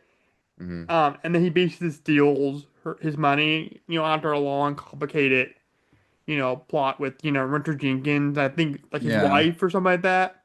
Hmm. Um, but during this hypnosis scene, um, Cooper mentions that his father was the Bible's bounding hypocrite who always sold tall tales about Jesus and a happy afterlife. Which Hmm. is Cooper's words. mm, He's a and so his father was a hustler, kind of like how Cooper is. He's a hustler. kind of character. But is he lying? So I think that's maybe the more interesting thing this time around. And Mm. sort of like the end, whenever he pulls the blanket off of him, like you don't really know if he was telling the truth this whole time about his dad. I don't Right. Yeah. know. Bradley Maybe. Cooper is definitely an unreliable Yeah, narrator in yeah. this Mhm. story. But it is kind of like, but it is interesting where you have that dichotomy of, religious figures being snake oil salesmen. Mm-hmm. I mean, Um, yeah, it happens and I just all thought of the something time. really interesting is one major sin that people like to hark on a lot is Mm-hmm. don't go seek medians and psychics and fortune tellers. Hmm. Like that's a sin, Mm-hmm. according to God or towards God. Right. Because it brings false hope and false, whatever. It's they see him as the fake, a snake oil salesman. Well, Sure. that's not Oh, even really the reason that they say that. well, no, well, do you mind if I finish my point real quick? Yeah. You can easily say these religious figures are snake oil salesmen, selling tickets to paradise. Hmm. And the Yeah. thing is, we don't know what can happen to us, when we die. We can have Hmm. our own ideas about it, but we don't really know for sure until it happened. So Yeah. it's kind of a quick thought that I just had about that aspect of the movie. Well, the reason a lot of Christians are opposed to that sort of thing, most of them actually, and it talks about it in the Bible, is because they think that these people are in communication with actual demons, Yes, Mm. yeah, yeah. satanic panic kind of thing. Whereas, if you look at it a certain way, it is just hucksterism Hmm. Sure. because all these like the psychics on TV and stuff that are doing these cold readings, or they've got the lobby wired with microphones so they can pick up Mm-hmm. on people's conversations. They've got all kinds of tricks, and this movie goes into some of Yeah. them. Yeah. Um, A lot of it's just body movement reading, Yeah, just reading yeah, like do you guys expressions and remember that whatnot. show Island Medium? No. I know of it, but I never watched it. Yeah, so he got caught in that. It's like he got in trouble for that. I'm Yeah, pretty I sure they did all get see. caught eventually. Yeah, I did see But something it's so about that. weird because that's one of those things, and I talked about this on my Exorcist review with Reed Lackey, is that I feel like my spiritual side of my brain and my scientific side of my brain are always clashing against each other. Yeah. Mhm. Because there's things in this world where I cannot explain. They're just beyond science and logic. But then Yeah. there's things that that really operate in within the laws of science. Hmm. Sure. So yeah, there's constantly a war between both parts of my brain, um, which is interesting. But yeah. What else do you want? Anything else you want to talk about this movie? Well, it's just really interesting that this is a movie. But a lot of Del Toro's movies, he'll have a lot of terrible people and then maybe one or two good people. Hmm. Mm-hmm. In this movie, I'm not sure that anybody's a good person. Right. Everybody is kind of a con artist in this movie, Hmm. Mm-hmm. or You're just worse. right. You're Richard just less of Jenkins' a con character is artist. Yeah. worse. Uh-huh. Uh, Yeah. but everybody's manipulating everyone else. Even the characters like Mm. David Strathairn's character, Pete. Uh, Mm-hmm. he seems like the nicest one of all of them, Mm. but he's helping go do the con just along with everybody else. He just Mm-hmm. is more principled about it than Bradley Cooper is because he says you can't do the spook show. You can't go that far because then you'll start believing your own lies. You just Right. have to entertain people. That's all it is it's just a show. Hmm. Mm-hmm. Um, and then I guess Rooney Mara's character is similar to that. She's sort of got that ethic about it. Yeah. Right. But She she still goes goes along along with with it. him in the end. Yeah. She does. Mm. Which Plus, is oh, and then you got my girl, Toni Collette, who just looks like she was born to play this kind of character. She's great. She's Xena, always great. yeah. Everybody in this cast is terrific. Yeah. Willem Mm. Dafoe is probably the worst person in the movie. Uh, Oh yeah, as far as like morality goes. Yeah. Mm. but he's also the most likable. Yeah. Mm. He's like, buy a round of sugar cane for everyone. You Yeah. got the coppers out of here. Here's a question. Do you think that uh, Bradley Cooper Stan gives Pete the wrong liquor on purpose? Do you See, think it's in this movie, I don't think he did. I think it was a complete accident. But okay? in the original one, it's even more like up in the air whether he did it on purpose or not. Like Really? in this Okay. one, there's that sound and he accidentally hits it and his Yeah. hand was on the right one and then he goes to the other one. I think it was an accident in this one. In the original one, it's really like, did he do that? Do I like this? Who is this person that I'm Yeah. following? I'm gonna have But to watch that's that. just my take on it. I'm gonna have to watch the movie again because that's another part I totally forgot about. It was a month since I watched Mm. this. It Rewatch is the black actually and white really version. hard to tell in the black and white version because Mhm. in the color version, the crates are color coded. The Yeah. red one has the wood alcohol Yeah. and the blue one has the liquor. So red is no and blue is okay to drink. But in the black and white version, you can't tell the difference They look between the them. same. And it's at night too, so you're just Yeah. like, ah. But I don't know. Yeah, I mean, I think it was an accident, and that's what really is eating him up. So I think when he's talking to Kate Blanchett later on, when he's like confessing to it, like that's Mhm. the only time we actually see him like maybe telling like the truth about Right. Yeah. something. Um, which is Yeah. interesting. Um, Now, going back to this idea that carnivals are kind of like people from different walks of life, I recently watched a clip from it wasn't like worldwide news. It was like somebody's local news thing, like in mhm. Minnesota or some shit like that, where they did a whole segment about these guys that work part time or freelance for like fairs. Hmm. And I Mhm. thought that was really interesting. It's like, oh yeah, I'm kind of down on my luck. I need some money. I'll work for the Oh fair. I'll yeah. put up some rides. I'll set up, Yeah. some petting zoos. Yeah. And that's That's what Bradley Cooper's doing at the beginning. They're like, here, uh, take down all this equipment and load it back up in the pouring rain, and we'll give you $1. Give you right. $1. Yeah. And it's the You tail don't end even of the give him that. depression, but they're still Yeah. not quite out of the depression yet because the depression Yeah. doesn't really end until World War II Right. and manufacturing starts going back up again. So it's still a lot of people really down on their luck, especially in this part of the country. So yeah, Yeah, $1 to do all this stuff in the rain. And he yeah. only That's gets that's just 75 so Dollar went a cents. lot farther back then Yeah. too, so that was something. yeah. That's so interesting because I've never experienced extreme poverty ever in my life. Yeah, me neither. So it's just so interesting. It's so interesting to see people like that. That is like they could just have to do whatever they can to make a Hmm. buck.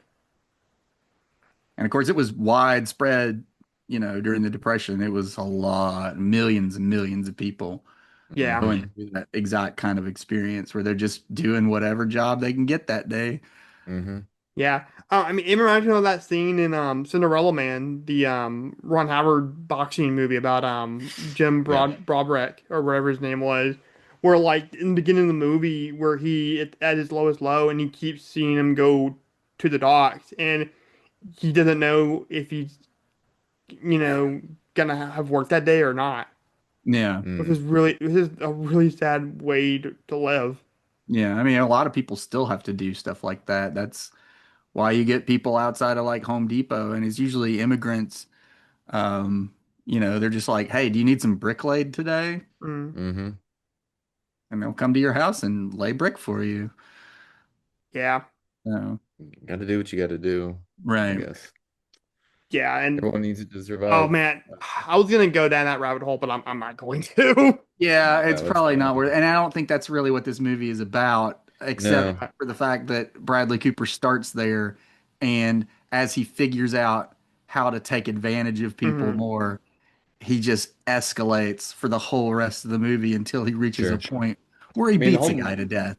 Right. well, but I mean, but also like Richard Jenkins was also taking advantage of him. He's taking advantage of a lot of people. It's like just Yeah, because it feels like money corrupts is maybe like a theme too that goes along with this that yeah, like Yeah.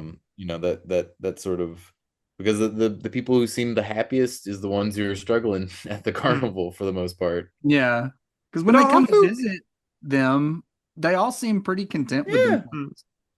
But I So, also think another reason why Del Toro wanted to do this movie is he wanted to do a movie where there are a lot of people like let me start over. I think he wanted to do a movie. It seemed like he wanted to do a movie where there's a lot of characters, like almost every character had that moral gray area. Like there's not, it's hard to root for somebody. yeah. All these other movies, you know who to root for. Hellboy, you Right. know who to root for. Pan's Labyrinth, you know who to root for. Shape of Water, whatever. It's hard. Everybody's a piece of crap in this movie to I mean, some and extent. they kind of figure out a way to trick us where we're on like Bradley Cooper's side at the top, and like Ron Perlman's technically the villain who's trying to keep them apart, and really he's Right. just a good guy trying to look out for the man's daughter that he was friends with. Like he's Yeah. just trying to do the right thing, But and then, like like at they the figure out a same way to time, trick us it's into like thinking he's the bad guy. Cooper is trying to like rope in Rooney Mara into this, Mm-hmm. and then she's not into it at all. And like Yeah. it gets mad at him that he started to have sexual attractions to Blanchett's character. Mm-hmm. So now you're on Rooney Mara's side. Mm-hmm. Yeah. Rooney Mara, is there a more interesting looking actress in Hollywood? Like her face is just so Yeah. odd. Mm-hmm. She's really pretty, but like there's nobody that Mhm. looks quite like her. I just Yeah. can't not look at her face. I mean, now, well, she didn't. I know these people look different. It's a lot of like Anya Joy. Like she's unconventionally beautiful. Very, very odd looking, yeah. Yeah. Killian Murphy is another one. Mm, Mm-hmm. These people, yeah. yeah, for Let's sure. make odd people movie stars again. Hmm Yeah, for sure. I'll tell you one thing that's really subtle in this movie with Bradley Cooper is his voice that he's doing at the beginning Mm-hmm. is different from the one he does when He he's does. performing. Yeah. But then he'll go back to the original voice, but he Mhm. just tweaks it just a little bit. Mm-hmm. And honestly, he sounds like Jackson Maine Yeah. as his Yeah. normal version. Yeah. But then when he's performing, he almost sounds like Rocket Raccoon, but with the slight Southern accent instead of a New York sounding accent. Right. So it's Yeah, very 'cause, subtle, like, but it's even there. And I didn't notice it the first time. I noticed it this time. yeah, because even when he's like talking to Blanchett, like one of the first scenes, like Mhm. he had that very like that quick witted Yeah, he's New York. performing, but then when he gets on that couch and starts Yeah. just Really talking lets his real, guard down. yeah, it goes back to that other voice. And it's not that big of a difference, but it's enough. Yeah, I'm gonna have to watch that again. I'm gonna have to watch those scenes It's again. very cool. Well, because I think that and it makes me really want to know what up with his character. Because it is, like maybe he got that. Maybe he got that kind of performative aspect from his father. Well, we don't ever know. We don't ever see never his know. father even. I don't even think his father has any lines. I don't think his father is in yeah, this movie, is it? He just kind of mumbers. Oh no, he pulls the. Oh wait, is that in a version that we don't? No, that's got to be in the original version, right? I can't Yeah, remember. I don't remember if it was in the. I know well, it's in the I black and know white we version. see him. All we see happening is his father is shivering in the bed towards the end of the movie in the flashback. Okay. And Bradley Cooper opens the window, takes the blanket away, and then sits in a chair with the blanket wrapped around himself and lets his father freeze. Yeah. And that's Yeah. the only thing we really see. Otherwise, yeah, and I don't think he has any lines. So we don't really know who his father was other than what he tells us. Yeah. And we just assume that that is his father too, like Yeah. visual Right. language. Like we're never actually told verbatim that that Yeah, was the but father of the movie, but I That's don't the have any reason to thing. doubt that part of it. Yeah. I don't know. But that's the thing. If what he said about his father is true, I can imagine he was very much one of those fire and brimstone type preachers. Yeah, maybe. Yeah. Maybe. Yeah, and it's very. Cause, I mean, I'm sure we all seen them when they're standing up on their podium. Oh, I And definitely they have that have. real thick Southern accent, and I'm like, I'll tell y'all, fellow humans, there's an angry God out there, and he's gonna send you to hell with fire and brimstone, or something like that. I can imagine Cooper's father very much being like that, and that being an Yeah. influence. on him. So much to your point, Eric, that Hmm. like, is he lying about it? Is he not? I don't know. That could be one point that he's not lying about, that he's being truthful about it. Yeah. It's possible. Yeah. It's up for the audience, I think, to ultimately Yeah. decide how much of Yeah. this is, you know, a ruse and how much of it is genuine. Yeah. I do think it was his father. I do think he gets that watch from him, but just playing devil's advocate a little bit. Right. Uh, Yeah. but Sorry, yeah, I went off no, the you're rails good. for a second. I will say, let us talk a little bit about the bleakest of bleakest endings for a Yes. movie. The original end, they tacked on because they thought it was too dark. So the Mm. original Nightmare Alley, they tacked on an end where I don't remember if her name was the same in that one, but like his lady, they split up sort of like in this one, but then at the end she comes back and redeems him from being the Of geek, course and they then did. they hug and they live happily Think about ever like Oh, the after. very But original ones, 1940s like the 40s. Hollywood. yeah, I think it was 4 47, I 47. think. Yeah. Yeah. Um, but yeah, this one, him sitting there with Tim Blake Nelson, and like there's that subtle turn where like he says the exact same thing that Willem Dafoe sort of sets up later, like earlier in the movie. So this is like the payoff for Mhm. all of it, and it's just so Yeah. sad It's and perfect that it's depressing, Tim and Blake Nelson too, yeah. because that's an actor that even when he's playing kind of a bad guy, he's just got Hmm. this likable essence to him that you Gee kind of golly gosh, trust. yeah. Well, Hmm. he's Yeah, an actor like Michael Shannon, who's a very salt of the earth type of actor.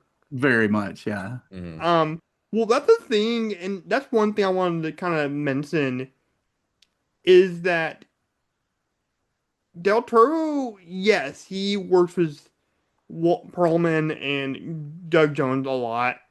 He's not like Mike Flanagan when he just keeps working with the same people over and over again. But he Hmm. worked with some pretty big people, and Yeah. just imagine being that prolific of an artist where just everybody just wants to work with you. Yeah, Like that is I can't imagine it. But that's crazy, man. It's just like just everybody wants to work with this guy. I will Um, say, what even the even like Flanagan, like I mean, people just keep coming up in his stuff. Like Matthew Lillard was in Life of Chuck, and now he's in the mhm. new gonna be in yeah. the new Carrie series. So that people just want to work with Flanagan as well. Hmm. Yeah. I will say the first time I saw this, even though overall I was a little cold on it, Uh-huh. that ending Oh man. really stuck the landing. Like there Yeah. was some, it's undeniably one of the great endings I've ever seen in a movie. Just because of how early the seed is planted and Hmm. how far you've seen this guy rise and then fall so quickly to Hmm. where he's willing to agree to something so that he knows is so horrible. Oh yeah. Like he knows exactly what he's getting himself into. And his performance there is really good, going Yeah. from sort of like realization to sadness to just acceptance, like going through almost all the emotions in that little bit of like time. I don't know. It's good. Apparently that was the original seed of the novel too. Ah. From what I read, the author, I think his name is William Lindsay Gresham or something like Hmm. that. Um, which there's some interesting trivia about him. He was married 3 times. His third wife, uh, he cheated on her a bunch, and she wound up marrying C.S. Lewis. Whoa, that's wild. Yeah. But Okay. anyway, but so he actually was a medic in the Spanish Civil War on the Uh-huh. loyalist side, which I think was the resistance against the fascists.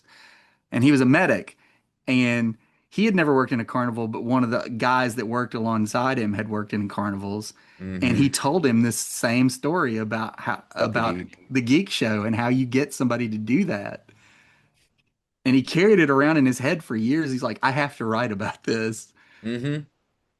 and What sort of wrote even? the perfectly structured story around it. Yeah. Yeah. Well, I mean, it's like perfect fall from grace too. It's just like, yeah, What is it's good. even a geek show, anyways? It's It's where a exactly what it man is. bites It's off a like chicken. Yeah. it's a guy, and I think I've heard that sometimes they would like cuddle up with snakes and stuff like that. Ugh. Hmm. But it's just a man acting very animalistically. Yeah. I don't know why they call it a geek show. That's just the carny Mm, term, I guess. Yeah, I'm sure there's a reason for it, but I don't know what it is off the top of Yeah. my head. mm. But apparently this is a real thing that used to happen. They would find Oh somebody yeah. that was so far down on their luck that they would agree to do anything, Hmm. uh, Right. and Yeah, trap them into this show. yeah, make him bite out the head off chickens. Ugh. Yeah, Yeah, that's crazy, man. All right, so you ready to move on to favorite part and least favorite part? sure. Sure. Um, Jackson, what is your favorite part and least favorite part of this film? Oh, my favorite part's hands down the ending. Oh yeah. And just the perfect gut punch because you don't expect that to come back. You Hmm. really don't. He goes in there and you're not thinking about the geek show at all. Hmm. You're just seeing this guy. And I'm guessing some people probably saw it coming, but I sure didn't Yeah. Hmm. until Tim Blake I Nelson knew it was calls the him back and initially. he's like, I might have something for you. Hmm. Uh, Hmm. but by that point, the movie's been going on so long that I haven't thought about that in over an hour. Uh, so that's my favorite part. It's just, and Bradley Cooper's so good in that scene. Uh, Lee's favorite part, it sags a little in the middle for me Hmm. still, even though I like it way better on this viewing. But I get a little bored with parlors and dressing rooms and, hotel lobbies and Hmm. stuff like that. It's just not as visually interesting. Uh, the Kate Blanchett character, I love her, but that's not the most interesting character to me. It's Yeah. more interesting what she does to. Hmm. But that's all just part of that middle. I guess once you get to Richard Jenkins, it starts to get interesting again. Hmm. But Yeah. I get why we have to see Mary Steenburgen and her husband, that whatever, scene, the I totally judge. forgot about Yeah. that until I watched it again, Right. and I was like, "Oh yeah, Oh, I get and why that that's in there, but it's like it drags it down a little bit, like yeah. getting that like stair step up to getting to Richard Jenkins. Well, let's not forget that we got the great character actor Hoyt McCallaghan in here from Mindhunter and yeah." and Iron Claw. As Mm. the Hmm. bodyguard, yeah. Hmm. Yeah, like I saw him and I'm like, oh my God, that's the guy from Mindhunter. Can I watch that like Yeah. recently the first time I watched this movie? He's very good in that show. Hmm. Eric, what is your favorite part and least favorite part?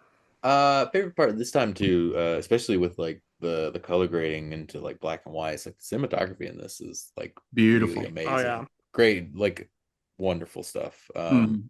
Couldn't praise it enough. Mhm. And it's the same one, it's the same DP. I think it's the same DP who did Frankenstein, Oh, he's done a which is bunch our of his. next He's movie. done Yeah. Mimic and Mhm. Yeah.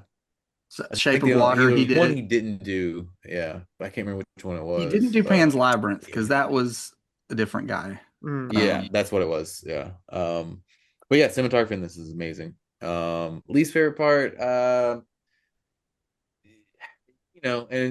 the original one has the same problem too. It's just like the time jump, leading into it, like I Mm. don't know, it just doesn't quite click for me. Like I don't know, maybe we spend so much time seeing like them build up into who they are in the first half, and then in the second half that like that time jump feels unearned. I don't know, like we haven't set up anything like that jumpy before now. I don't know.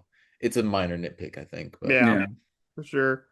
I'm gonna go my favorite part. I mean, it's the end, but Jackson already said it. hmm. Um, I'm gonna say just all the carnival stuff is so good, Yeah. Yeah. especially Defoe, man. Well, you know my affection for Defoe. He's my top three He's favorite actors. amazing. He's a legend. Hmm. Yeah, like he to me between him and Ray Fiennes, they're the two greatest actors without an Oscar win. Hmm. Hmm. Like I don't know how that's even possible. Like this world is not just because those two men don't have a statue. Um, and then I'm gonna go my least favorite part. I wish Kate Blanchett's motivation. I kind of get it.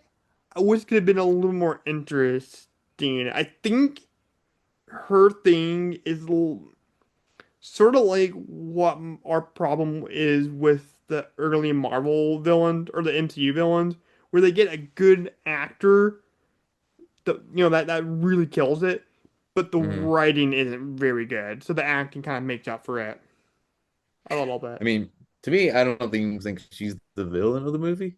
Well, Um, again, like but we said, who do you root for? It's like Gone right, Girl. yeah. But at the time I mean, that movie, I get her motivation enough because she sees this guy playing everyone and then decides, oh, I'm just gonna play this guy.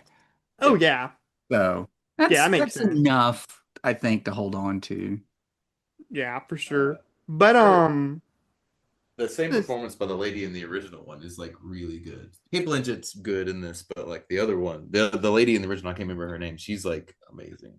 yeah, but yeah, like I said, it's like by the end, Gone Girl is like who do you root for? Like Ben Affleck or Right. because it's like okay, I don't like Ben Affleck at all because he's a dirty, writing cheater. Yeah. And he just using his wife for sex basically. And then it's like when Robin Pike like fakes her own death, and it's like, well, yeah, it serves you right, Ben Affleck. And then you find out that like he made it seem like the other guy that he had a relationship, like it made it seem like he raped her, and then Yeah. he kills Neil Patrick Harris. I'm like, yeah, fuck you too. I don't like you either. Gone Girl is a whole thing. Yeah, that'll be a good one to review someday. I don't know if it fits our brand, but I don't know what I would have to say about it. That movie's wild. I love that movie. That's my second favorite Fincher. Hmm. So then let's go to rating, and then we move on to the last film. Hooray. All right, what about you, Eric? What is your rating for Nightmare Alley? I mean, originally I probably would have given it like a 7. But I think it's like an 8.5 now for me. Okay, nice. 8.5.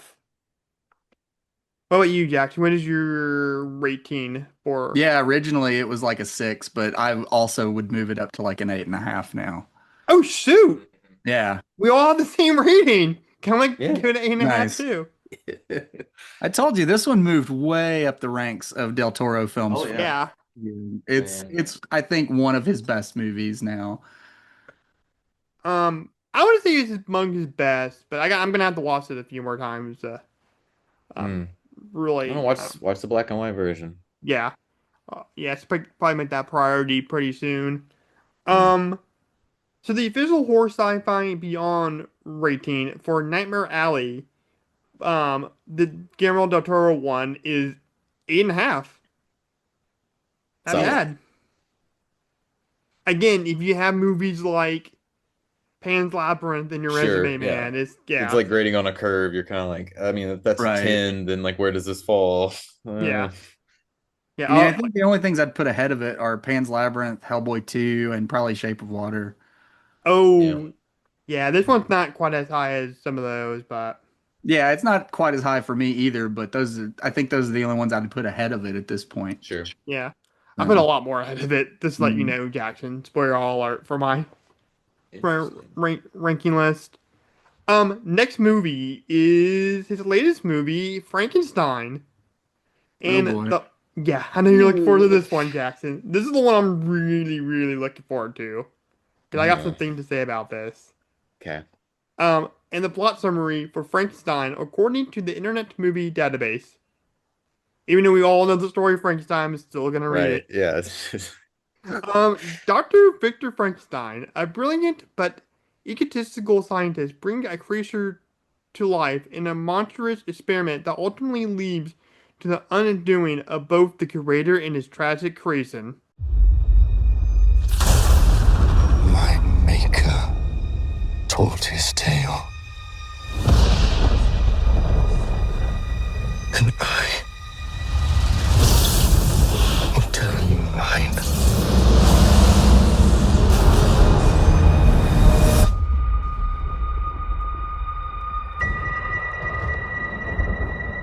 I remember pieces. Memories of different men.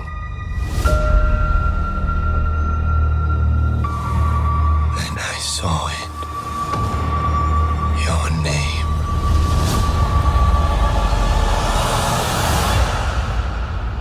Victor time. All right, Jackson. I'm going to give you your space. What don't you like about this movie?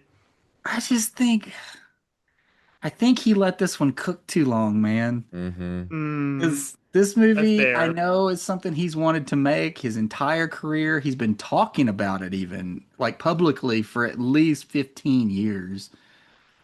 Uh, and it just, I think it just went sat in the oven too long, and it did not come out the way it should have. If he had done it like right after like Hellboy 2, I think this would have been a much better movie.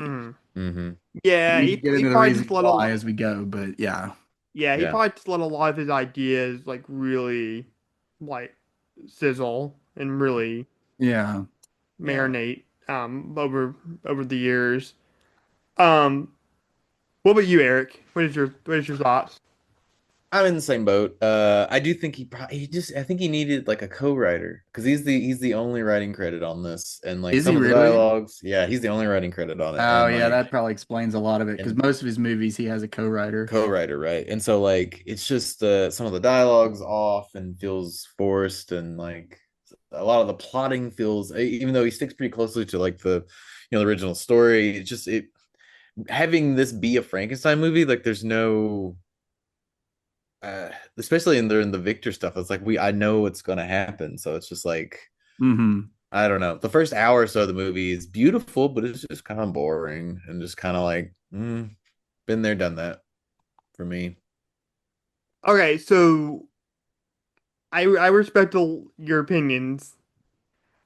Jackson's a little bit more than Eric's. No offense, Eric. Okay. All right. We basically I said the same thing. Yeah, what are you talking about?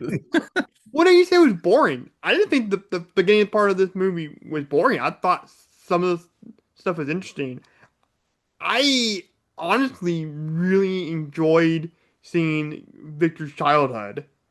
I Sure. really like the child abuse aspect of this. I mean, not that there's anything funny or fun about that in real life, but Not that I really enjoyed the child abuse in the movie. I but just appreciate no. it. I like the dichotomy where like his father abused him and then he abused Sure. his creation.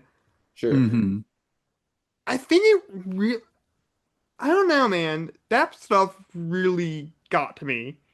Now, my father never really like physically abused me, beyond like a spanking when I was younger or whatever. Mm-hmm. Sure. But my dad was it's kind of stern with me. For Yeah. one, he's military, so you have that Right. very militaristic kind of way about him. Also, he was a comic medic, so I get that kind of side of it too. Mm-hmm. Where he's very knowledgeable about that kind of stuff, like Victor's father. Um, so I liked all that stuff. I liked how when Victor's mother died, he tells his father that he wants to learn how to reanimate life from a dead corpse. Love that. Do Mm-hmm. not like the time jump at all. Yeah. Because it's like okay, well then it's like he takes a monumental step in his process by Yeah, the next time you see him, he's already got part of a corpse catching a ball. Yeah. yeah. Yeah, I kind of want a little bit extra, maybe another 20 minutes. Like I want to see like a college Sure. age Victor. Sure. Now one thing I do want to mention here, speaking of Victor, is this is one of those times where when they announced this cast of Oscar Isaac as Dr. Frankenstein, I'm like, oh, that's interesting. Not the person I would have gotten. I maybe wouldn't have gotten Tom Hiddleston. But as soon as I saw him make his beats, Yeah, I'm he's like, good. yes, this is perfect.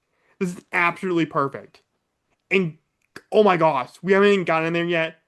But Jacob Elordi as the monster, my He's the favorite best part performance. of the movie. He's the best part of the movie. It's too bad that he doesn't come in for a good hour. Yes, but my favorite performance of the year. Like he's so good in this movie. Mm-hmm. And honestly, like both our Lordy and Isaac are my second favorite versions of these characters on the screen. Who's your I, first? obviously, it's Karloff and Con Clive. I thought you were going to say Robert De Niro and Kenneth Branagh. No, that was okay. That was okay. I don't like it as That much as movie, there's a lot of DNA from that movie in this movie. Yeah. And of course, it's all going back to Mary Shelley's book, Mhm.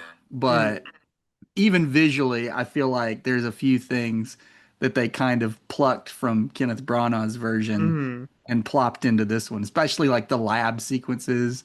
So, So I just want to read a little bit of Victor's speech at the beginning of this movie. He says, "Birth is not in our hands.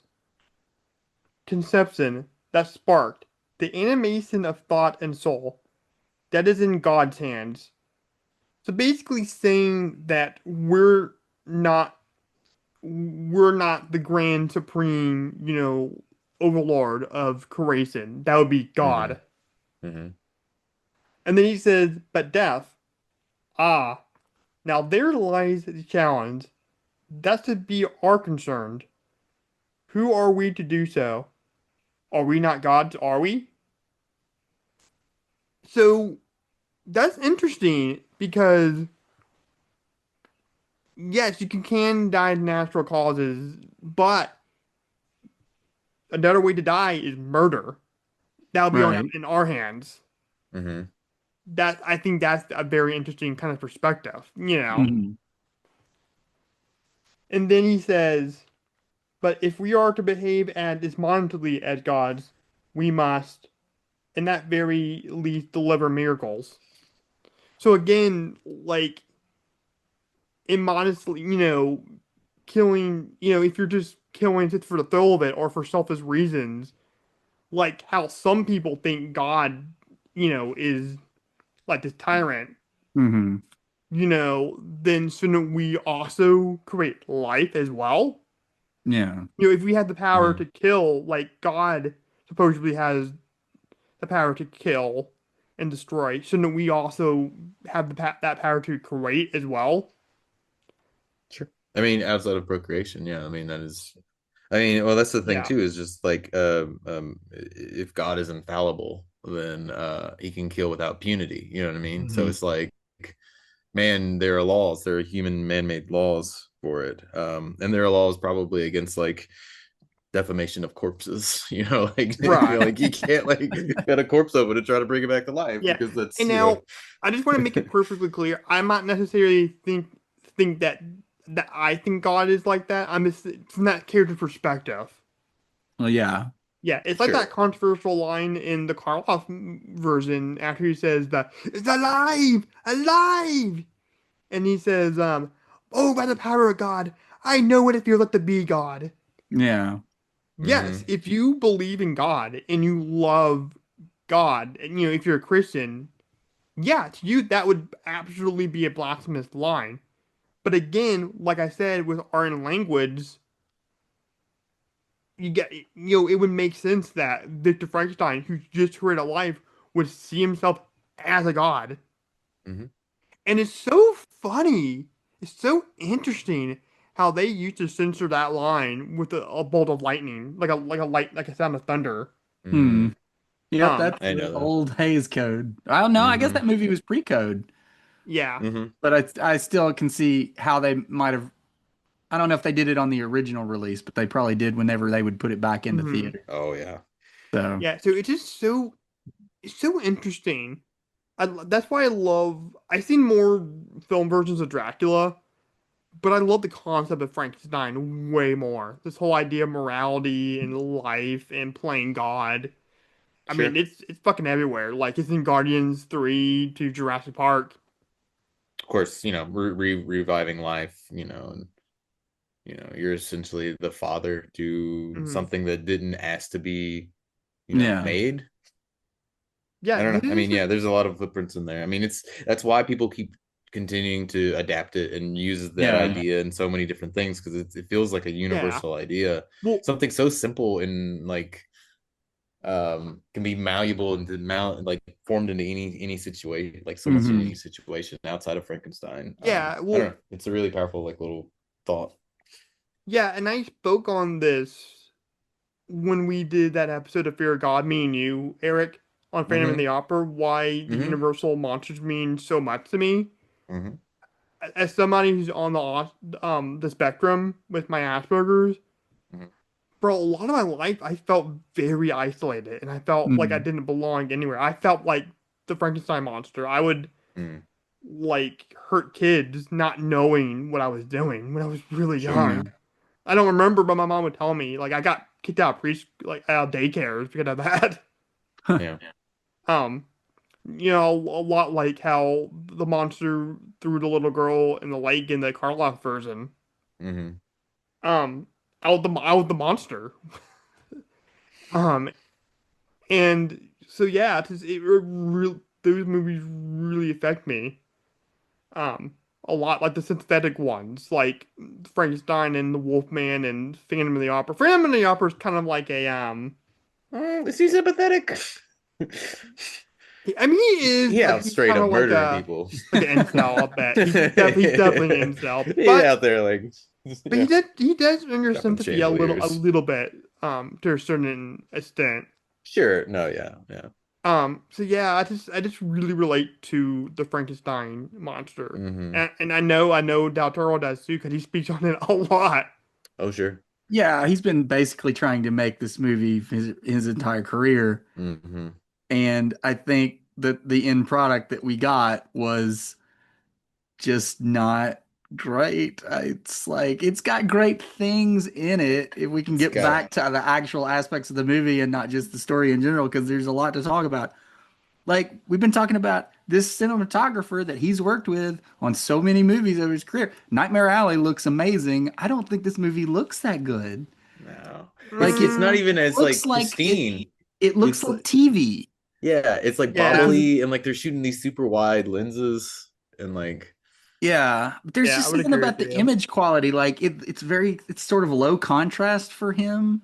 mm-hmm. And I don't know what he's going for. And it just seems, I don't know, there's just something off about it it doesn't look like one of his movies quite. Like the camera movement and the angles and of course Sure. like the The sets production designs, all yes. look like Del Toro, but something about just the image quality and maybe you got to Mm. see it in 4K. Maybe. I didn't Maybe. see it in 4K. I I didn't saw it either. on my TV. It's just So I just saw like a HD, sure. 1080p or whatever that is. Yeah, Um, I would say up until he's starting to experiment and cut up the different body parts and stuff and play with the different muscles and whatnot. Mm-hmm. Mm-hmm. Like all the stuff in the beginning felt like it could have been like really any director, really. hmm. Sure. Just insert whatever, period, Yeah. movie, film director, whatever. Um, it just felt like, like a Jane Austen, whatever I don't private know. credit. The production design is always immaculate. Oh Like yeah, the for sure. coffin that she gets buried in and everything with like the face on it. It's all like pure white. Yeah. Yeah. But All the yeah. I Nuts. saw another Jacob Elordi film today, Wuthering Heights. Oh, how And is that that? movie, even though it's a less experienced director, looks so much better than Mhm. Frankenstein. Yeah. It looks incredible. Like Hmm. the colors are popping, but sometimes Mm-hmm. when it needs to be gray, it's very gray. Um, and I wish that this movie looked like that movie, which is a weird Mhm. thing to say because I'm comparing like a master to Yeah. Emerald Someone's made Fennell, three who's made movies. three Yeah. movies. Yeah.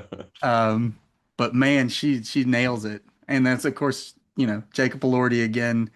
And I guess we could talk about him in this movie because wow, just I mean he's got the Oscar nomination to prove it now, Mm-hmm. but just so incredibly physical the way he crawls on the floor Mm-hmm. and Yes. All those squats, like dance hunches movements. over, Yeah. Yeah. and the way his hands move. Mm-hmm. It actually sort of reminded me of my favorite version of Frankenstein, which is not actually a movie, but it's a filmed play, which is the Danny Boyle one Mm. from maybe like 2010, 2012, Mm-hmm. somewhere in there, where he had Benedict Cumberbatch and Johnny Yeah. Lee Miller. and it was a 2-night event if you went to go see it both nights. The first night, Benedict Cumberbatch played the monster, Johnny Lee Miller played the Whoa. doctor, and then the second night it was the same play, but they switched They switched parts. it. That's Yeah. nuts. That's cool. But Benedict Cumberbatch moved in a very similar way to what, but not quite exactly the same. Like it's a stage version versus a film version, and so it's got different requirements of the actors. Yeah. You gonna say something? What is? Well, yeah, I remember now. I think Frankenstein is really one of the stories like Romeo and Juliet, Hamlet, and Christmas Carol is so iconic, but yet so simplistic and complicated in some parts. Yeah. Where people just want to retell it over and over again. Sure, yeah. Put their own little That's spin what I on love it. about it. One thing I thought was interesting that I noticed this time, or I thought about this time, was Victor drinks milk at least 2 times in this movie. Yeah, I noticed that too. Very Which is Oedipal, interesting very that- much of an Oedipal complex with that guy and his mom. Yeah, well, yes, because I was going to bring that up. Because I think it's connected to this whole, theme of life and death, where, a baby, that's where it gets its first, like, nourishment. It's through breast milk. And the Frankenstein monster is very much a child at the beginning. Yeah. And, Mia Goth's character is very motherly to her, or to him. Much like, Victor's mother. And it's going back to that whole, sins of the father kind of mirroring each other. Oh, sure. This whole movie's just about bad fathers. This one is. Yeah. This is why I related to it. I related to it so much. Hopefully, my dad didn't actually see this episode. I doubt he will. I will say, I watched the making. I love you, Dad. By the way, you're an asshole sometimes. I watched the making of this documentary on Netflix. There's like a 40-minute documentary about the making of it and all the stuff they did to it. And it's just nuts the amount of production design that went into it. So they built that whole ship. That whole ship was like a real ship that they put at a parking lot. The set in the basement, where this gets sort of like some Jacob Elordi stuff, it had wild columns. So basically, they can take a column completely out and move a camera through it, if that makes sense. So like the whole thing is like it was nuts how they did all this stuff. That's and cool. So like the amount of like just like technicians and artists that sort of like built this, and like there's so many like miniatures and stuff like that. So like I'm always in awe of like visually this movie, but I'm just kind of bored by the story. There's some stuff in this movie that production design wise looks cool but makes absolutely no sense. Oh like, yeah. What's with the basement? All the holes in the ceiling have sunlight coming through them. Is this not underneath the castle? Why is there sunlight coming through? Well, supposedly there's like one giant hole that goes from the very top all the way to the bottom. Yeah, which doesn't make a lot of sense. Crazy thing in and of itself. He has to climb up a spire to put that metal pole. Like he has to carry this huge silver pole up a spire and stick it in there and screw it in himself, and then climb back down in the rain. Why didn't he just put it up when it started raining? Like, why did he decide to climb up at that point? Yeah. Makes for a very dramatic visual, It does. but it's very silly at the same time. So that's one thing I do want to talk about. This one negative I did have about this movie was I thought Christoph Waltz's character was just there. Like he served no purpose in the movie. I don't know. whatsoever. I enjoyed his presence. Nah, and just it was okay. adding like a little. I mean, you're the one over here. You're like, I hate your opinion. I'm gonna tell you why your opinion's wrong. And it's just like, nah, that's not right. I can see why he's in the movie. Yeah, because you need somebody to fund this crazy experiment. Sure. Yeah. And then you have to write him out of the movie somehow. And so they just kill him. Just came up with something. I don't remember. I remember I was assigned the book in college, but I didn't take it very seriously because it's a very dense novel. It's not super long, but it's dense, like long paragraphs and descriptions. Because that was the style of the day that people wrote in. Yeah, because people had nothing else to do back Yeah, it then. was their only form of entertainment, really, other than I don't know, watching hangings in the square or something. Which that's the first scene of Wuthering Heights. I keep bringing that movie up because I'm really in mind of it, having watched both of these in the same day. Um, but yeah, I mean, you got to think Mary Shelley was what 19 years old when she wrote this. Oh Mm-hmm. God.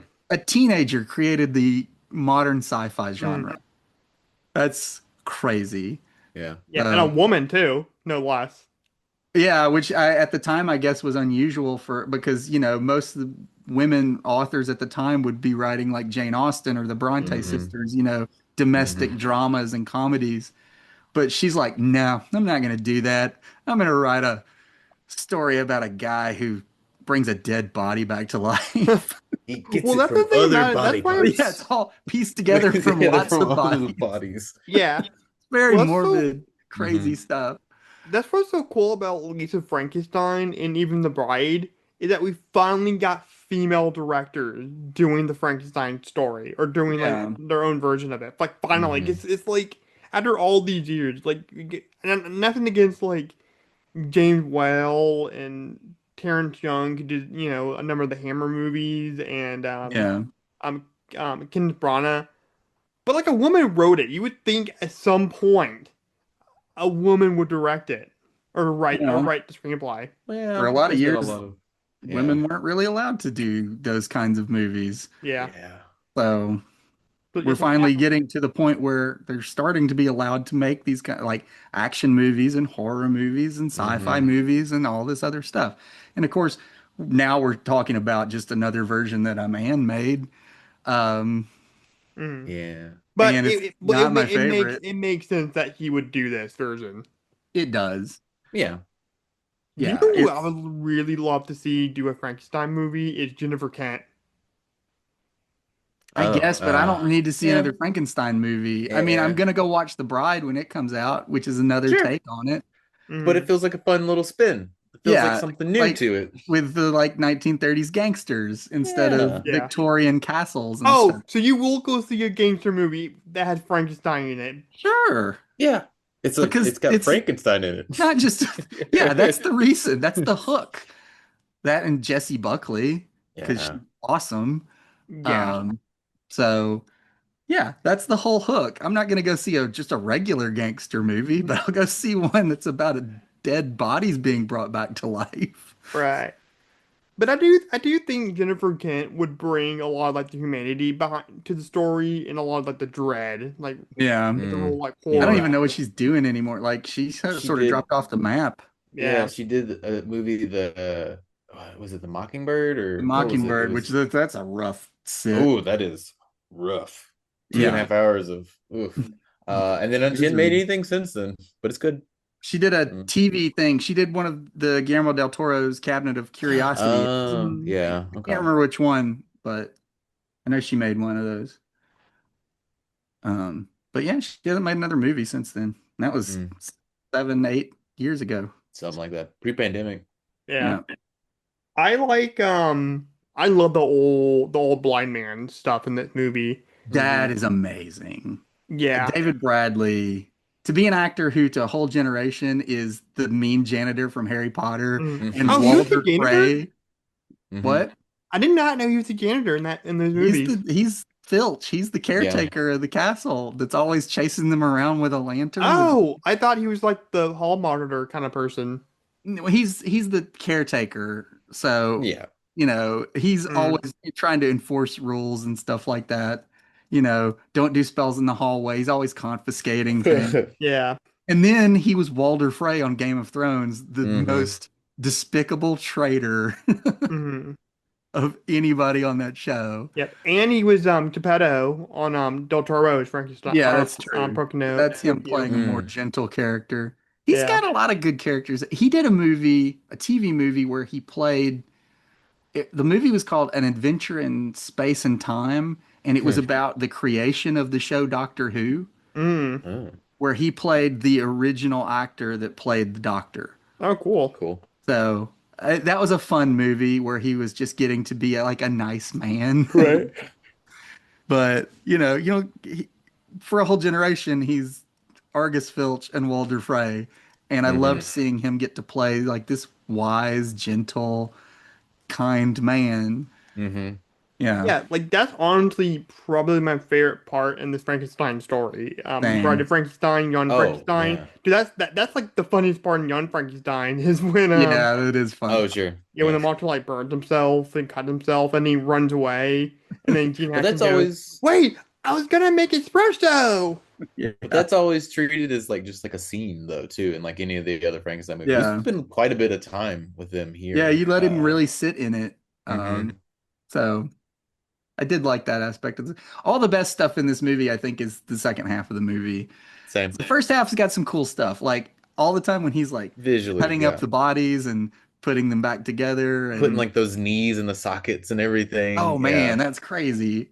But anytime he's just sitting at the table talking to Mia Goth, I'm just like, oh, can we not get past this, Yeah, please? Mia Goth was Yeah. very good here. Her character wasn't Mm, written very interestingly, I don't I think. yeah, agree. I She's agree. not great as far as the writing goes. Yeah, but she just Hmm. has like such an angelic quality to her. Like when she's playing with the leaves with the creature, Right. and just the way she Sure. says thank you, she's like, "Thank you." Yeah, their scenes are really good. Yeah, I love that. Hmm. But her scenes with Victor, where she's just being like his foil or whatever, I just wasn't feeling it. Mm, And I think that's all down to the writing. yeah, I do like when he kind of confronts him about the monster. Um, and he mentions um his heart in regard to the relationship, and he says, "Of all the human anatomy, that is the one organ farthest from your understanding. Only monsters play God Baron." Mm. Yeah, but that's the thing. I don't think that's well written because that's Hmm. just declaring the theme of the story by a character. And very, If you weren't paying very attention. tell, don't show. I don't know. It's just so on the Yeah. nose, it bothers Well, the me. last part is kind of so on the nose, but the other part, like, he is a doctor, like a scientist that works on human anatomy, and then she's Hmm. Right. using that comparison. Like, I thought that was really beautiful, in my opinion.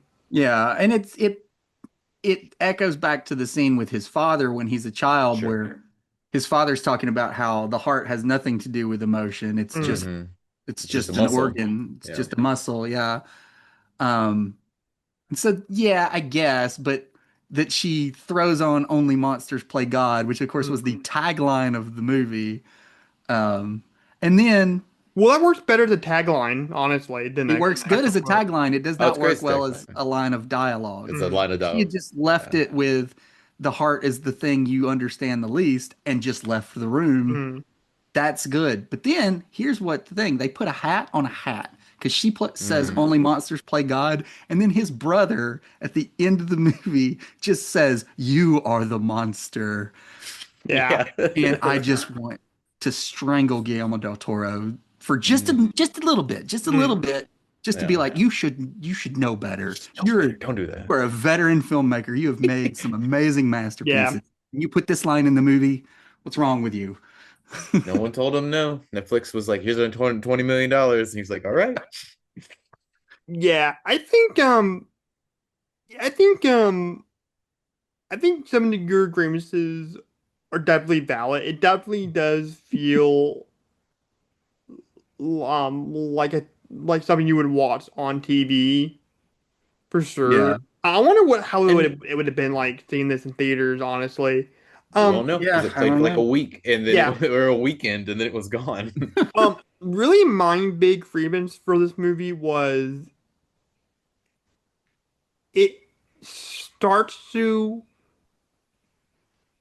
explore interesting aspects of the story, like his childhood and then his Hmm. relationship with Elizabeth and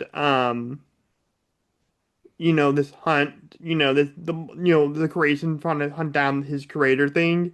Hmm. It starts to get there, But I feel like if this was like a 2 or 3 part miniseries, it really could have explored these things a lot better. Like you could have one episode where it was about his childhood and his early years, like um, Dr. Frankenstein, the childhood and college years, and then the second part could have been more like him creating life, and then like the aftermath of that, and then the second part could have been the monster with the blind man, and then him Hmm. hunting down Frankenstein. It would have been almost a damn near perfect Frankenstein project, in Yeah, my opinion. maybe. If it would have been a 3 part mini series on Netflix. I Uh, do think the structure kind of doesn't do it any services either. Like really? I didn't feel like that it's way. all in these flashbacks. Well, I mean, it's just sort of so say let's assume that you've never heard of Frankenstein. You don't know anything about the story. Mm-hmm. Then you already know that they're going to survive and make it to this ship out in the ocean. So you're Okay. robbing any Well, like flashbacks that of is like, one thing I remember as being straight from the book. oh, it is straight from the Because book. I'm the just book starts on this ship at the sure. Arctic Circle, and that's exactly what happens. The monster shows up, Victor shows up, starts telling his story, all of that. So, And I'm fine with it being at the top of the movie, Mm. but we keep going back to it and just reestablishing it and all that. yeah. And like I think the only time it really worked was when the monster showed up finally, and then you see that, oh, because up until then we've only seen it from his perspective. And so up until then, like that's the only turn in the movie that really works, where you can see him like he turns and talks and like says this thing, and I'm gonna tell my part of the story. Mm. Like that, and then it's like, oh, this is like something, it feels like something new. And everything up until then we've seen is like, it's Yeah. Frankenstein. He makes Yeah, a and monster. and that probably And the could have monster worked. goes crazy. Yeah, Yeah. and that probably could have worked better in a miniseries format, where the part one and Sure. two could have been Victor's story, part three could have been the monster's story. One thing I do want to talk about, and I didn't really hear a lot of people talk about this about the movie. Hmm. A lot like how Bill Skarsgård carried his voice as Count Orlok in Nosferatu. Yeah. Here it's kind of the same thing, not as malicious and scary, obviously not, because it's two Mhm. different kind of characters. But like just the way he carries his voice, you really want to listen to what he has to say, like Hmm. every syllable. Like yeah, it's really something. I mean, this is a really special performance. Honestly, the more I think about it, I think I like his performance here more than Karloff's performance as the character. I mean, it's a different take. It's Yeah. more faithful to the book, because the monster does talk a lot in the book. Hmm. Yeah, I don't like the makeup here really, because I feel like in the beginning he kind of looks like one of the engineers from A Prometheus, little bit, yeah, he and Yeah, he then does. like when he does. has like the hair and he's more articulate, he looks like Wormtongue from Two Towers. Yeah, a Yeah, little bit. Um, but I yeah, like I like how it's like you can really see where the seams were stitched together. I do appreciate that. yeah. Um, I really like you the just take on it. makeup in the Branagh version. I think that's a oh great, Mhm. yeah, for Yeah. sure. even though that movie is just okay, and this movie is too. But yeah, certain things about that movie I really do like, and that's one of them. Yeah, Yeah. but man, I think that what it come down to is freaking Jacob Elordi to beast in this movie. He's He's just, so Yeah. good. Yeah. He's yeah, I would great. just And so he just comes captivate. in way too late into the movie for my tastes. Yeah, I disagree. I think he comes in just at the right time because Oscar Isaac is just as good. He's fine. Like he's just as captivating as I Jacob don't I Elordi. don't buy him as well as I do Jacob in this Yeah, movie. yeah. You get to see his butt in this movie, and he's looking pretty good, man. Oscar, you've been taking care of yourself, man. You've been taking care Yeah, of he's been doing yourself. all right. Yeah, I don't know what kind of 19th century workout routine Just Victor is doing. starving himself, digging up bodies. Like that's all you need. That's all the cardio you get. Yeah. Drinking milk, just drinking milk straight from the jar. Mm. Wow, maybe I need to start starving myself digging up bodies from the graves. You do They that would and see how long it probably lasts. arrest you. Yeah. But now, I just want to say thank you guys for letting me um kind of take the wheel on this one a little bit because That's okay. Frankenstein really does mean a lot to me. Yeah. Yeah. As somebody on the spectrum, like it's a very autistic coded story, I feel like, in some Hmm. ways. Um, again, I don't know. I doubt Sally um attended that. Actually, that would be an interesting take on it.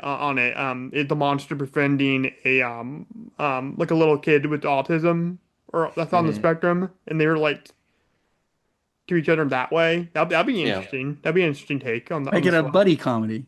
Yeah. Yeah, that'd be cool, man. Again, a better, more interesting take than this movie. Well, I think what's so unique about this movie is they really play on like the childlike aspect of the character, which is why Yeah. I'm sort of Yeah. debating whether or not I like the performance of the character more versus Karloff. Hmm. I Yeah. do think you get a little more like development here than you do with the Karloff version. We Right. are we are like left to sort of like, feel for him Mm. more than the Karloff one, or at least What's understand okay, him so what's more. impressive about the Karloff performance is he's under so much makeup and Sure. so much like weight within the costume. Hmm. Like he actually ended up having like 3 or 4 back surgeries Oh after he wow. got done with the Mhm. first one. I But mean, was this makeup's nothing to shake a stick at either. Like it took 10 hours to apply it all, like for like a yes, but full wasn't body. I don't think it was as uncomfortable as Karloff because that was I like mean, can you floating. imagine spending 10 hours putting on makeup and then go shoot for 8 hours? Yeah, that's hell, but I still, don't know. That's a lot. yeah, for sure. Just a But different kind of hell. what's so interesting about that 31 Frankenstein movie and then Hmm. Bride is you can tell that Karloff was eating a lot more. He was able to afford to eat food when by the Hmm. time he did Bride of Frankenstein, he was Oh. super skinny in his first film. Yeah. He was a starving actor who was working, but then he that made him a star, and he just kept getting all these roles Right. like So he Black just got Cat and The Mummy and all just that stuff. So, got all chunky Karloff. but dude, the makeup I would argue the makeup is a lot better in The Bride of Frankenstein. Yeah. Than the OG one. Yeah. Yeah, because like his face is all burnt off and shit, Hmm. and then it slowly kind of repairs. That I fucking love that movie. But anyways, let's get the favorite part and least favorite part. I'll start with you, Eric. What is your favorite part of Guillermo del Toro's Frankenstein? The production design and the costumes are all wonderful. Even Hmm. the silly stuff with like Oscar Isaac wearing red gloves, like he literally has like blood on his hands. It's Yeah. so like Oh, literal and just it's just so like I yeah. still love it. I think it's amazing. That's one thing I do want to mention is he studied a lot of rock stars. Yeah, And I did read that Hmm. too. yeah, especially Bowie was his big Hmm. inspiration. What's your least favorite part? Least favorite part, it's just Frankenstein again. At the end of the day, it's just Frankenstein. I've seen it many times in many iterations. I really do think the second half is pretty special, but the first half is it looks great. Yeah, I that's don't really fair. care about Victor though. I mean, I know he's got daddy issues and everything, but like Mm. I don't like don't really care if he makes this monster or doesn't. Like there's nothing emotionally riding on the line for me if he succeeds or not. And that's ultimately why I'm like, whatever. Yeah, for sure. I mean, that's a fair point that it's just Yeah. Frankenstein again, but I just love Frankenstein so much that, No, sure. yeah, too bad I can't get through the book. I cannot get to that book. It's just so, it's just, Yeah. yeah. I have I've tried read it, reading it. yeah, I I've have read I a, recommend the audiobook. yeah, I have read a version, that was written for like a younger audience, but still kept the Hmm. core, like, elements of the story, Sure. that I really enjoyed. Um, yeah, after watching the movie, like after watching the Universal movie, and I'm Hmm. like, wow, there's a lot different in this version. Um, but yeah. What about you, Jackson? What is your favorite part and least favorite part of this film? Favorite part, I gotta go with the entire farmhouse sequence. Like, it's just so Oh good yeah. watching him develop, like learning how to talk. he apparently learns how to read. We don't really know how he learns how to Mm. read because how does a blind Blind person man learn how teach. to read? Mhm. Yeah. But it's okay. We just accept it. But yeah, and David Bradley's performance in that is just Hmm. so warm and kind, and Mhm. he's just such a good man. And I love that his very last lines in the movies, he tells the creature, "You're a good man and you're my friend," and it's just really Hmm. lovely. Mhm. Yeah. See, I don't really see that relationship as a friendship. It's more like a father and son kind of thing. Like, I guess, but he frames it as a friend, so that's yeah, what yeah. yeah. Well, definitely like David Bradley's like the good father for Right, sure. exactly. Yeah. But I mean, I think that's also to the point of maybe what Del Toro was trying to make is that you can choose your friends, you can't Mm, choose your father. Yeah. yeah. Least favorite part, I think a lot of the dialogue in this movie is just so clunky. It's like, Mm. Bill, come on, because Guillermo is the Spanish equivalent of William. So I'm going to call him Bill because it's easier to say. It's like, Bill, you've written some amazing scripts with co-writers. Maybe get one. I know this is your baby, that's funny because, Frankenstein, it's a Yeah. baby. Right, baby. But it's like, come on, man. Get somebody to do a polish on this for you, man. It's Hmm. anyway. That's my least favorite part for sure. Yeah. I'm gonna have to go my favorite part, Victor's speech. I mentioned this in our Jurassic Park review. That I Hmm. love these character speeches that really get into a character's like psyche. Sure. My least favorite part is Harlander's affection, the Christoph Waltz character. Like I just felt like Hmm. that was kind of useless. It was just another way to show Victor as a ruthless asshole, basically. Sure. And it's an added character. He wasn't in the books or anything, Yeah, I get it. basically. I get that. That's a fair assessment. Okay. What about Jackson? What would you rate this movie out of 10? Uh, I'm gonna have to go with like I'll give it a 6 because I don't dislike it. I just Hmm. don't love it. So I'll go with a 6. All right, Eric. What about you? 6.5. I think visually it's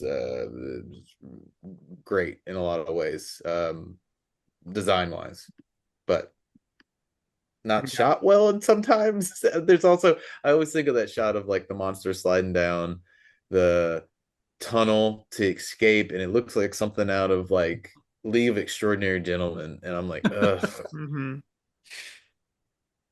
things like that. There's Yeah. like brilliant stuff, and then there's just like, ugh, There's a who made lot of this? CGI in this movie. Like Yeah. a lot. And it doesn't necessarily call for it all the time. Mm-mm. So Okay. And Drew's gonna be the contraire, the rebel in this situation. I'm gonna give it a 9, man. This oh is goodness. almost a perfect Oh, movie if they would Wow. have expanded some things here. interesting. So I this don't is higher care. than Nightmare Alley for you.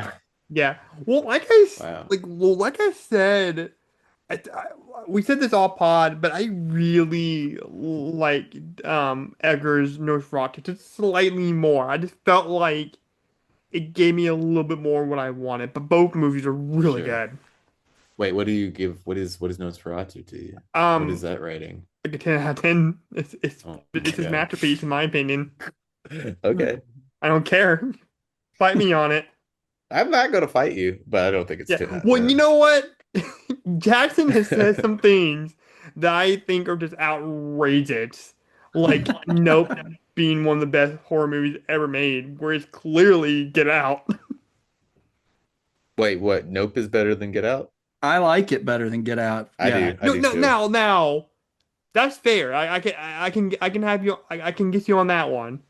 I don't Hmm. agree with you necessarily. I think I like Get Out. But if you're going best horror movie of all I don't time, think on that level. I don't separate best and favorite. well, For I me, do, Jackson, and I well, think it's I ridiculous don't that you because guys I don't. think Like, that's a you silly don't. distinction to make. Well, I probably contradict that sometimes, but that's just the way it is. Sure. yeah, Sure. I disagree. I Mine heavily changes too disagree. much. I change a lot. my There's top only one. I can films. only rate things one rating on Letterboxd. So whatever the Yeah. rating is, that's what it is. And I I'm go not back going to and make read. separate scales for those two I categories. go I back and disagree with change you. those too I all feel the like you kind time. of have to get your own bias out of the way a little bit, just a little bit. I mean, it's still an opinion when you're saying something is the best. Well, Right. sometimes I'll bump something's rating up if I think it's like good in a lot of ways objectively, like if it's really well shot or something, but I'm not as engaged with the story. Yeah, I'll bump it up maybe a half star or maybe even a whole Hmm. star depending on the thing. But ultimately it's going to come down to my feelings at the end of the day. So, Yeah, Yeah. I still disagree with you on that one. Okay. But teach his own. So that means the official horror sci-fi and beyond score for Guillermo del Toro's Frankenstein is a 7. okay. Even That's about higher, where you it is. bastards. That's You about seven's where fucking it should be. bastards. You gotta fuck everything all up with your damn low ratings. You like it? It's you can still have it as a 9. Yeah. All It's right. your 9. It's just a 6.5 for me. So I know Jackson has to pull up his Now I've got it up. rank. Okay, you wanted to do your ranking real quick for all of Del Toro movies? Yeah, I'll start at the bottom. So there's 13 films. Yeah. So number 13, I've got Pacific Rim. Mm. Mm, Number 12, I've got Mimic. mm-hmm, Number 11, I've got Blade 2. Number mm-hmm. 10, I've got Frankenstein. Number Fuck you. 9, I've got Kronos. Number 8 is Crimson Peak. Number 7 is The Devil's Backbone. Number 6 is Pinocchio. Number 5 is the first Hellboy. Number 4, Nightmare Alley. Number 3 is Shape of Water. Number 2 is Hellboy 2, The Golden Army.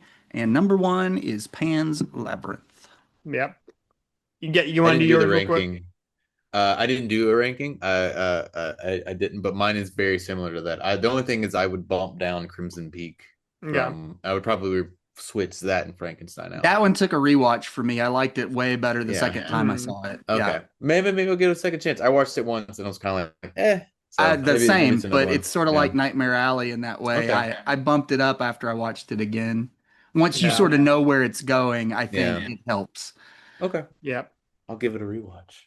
I'm gonna go with 13 Mimic, Mm, 12 Blade 2, mm. 11 Crimson Peak, 10 The Pacific Rim, 9, sorry to say it, Nightmare Alley. Hmm. I'm gonna have to watch it. Still I'm gonna gave have it to an watch it again. 8.5 though. You just grade on a more Yeah. generous curve than we do. 8 is the first Hellboy. Mm, 7 is The Devil's Backbone. mm-hmm. 6 is Frankenstein.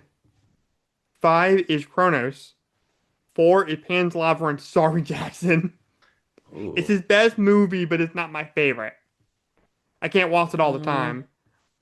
3 is Pinocchio. 2 is Shape of Water, and 1 is Hellboy 2: The Golden Army.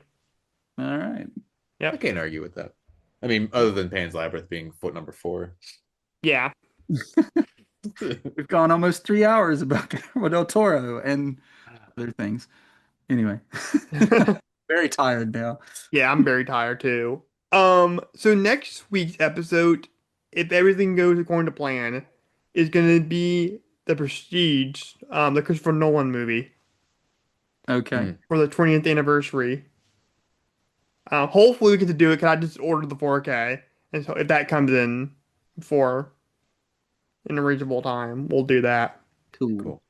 Yep, I'm excited, man. I like The Prestige. It's probably my second favorite Nolan. It's really good. I saw it in theaters when it came out. Yep, number one is Interstellar for me. Ooh, really? I hate Interstellar. I think it's the worst movie. Really? Even over Interesting. even over Tenet? Yeah. Wow, I did not like Tenet at all. I like Tenet more than Interstellar, but Okay. to each their own. We'll do it. We'll do an Interstellar review one day, and I'll just go and completely crap all over it. Well, we missed the anniversary, the 10th anniversary. We can do it on the 15th. Yeah. But yeah, guys, if you like this episode and you want to see more spooky and weird content, make sure you slash that subscribe button. And make sure you follow us at Horror Sci-Fi and Beyond over at Facebook. And give this, if you like this episode and you want to see more episodes like this, make sure you hit that subscribe button and get this episode a King Kong size thumbs up and leave it a killer comment. And this is Drew from Horror Sci-Fi and Beyond. Over and out. Bye and stay weird.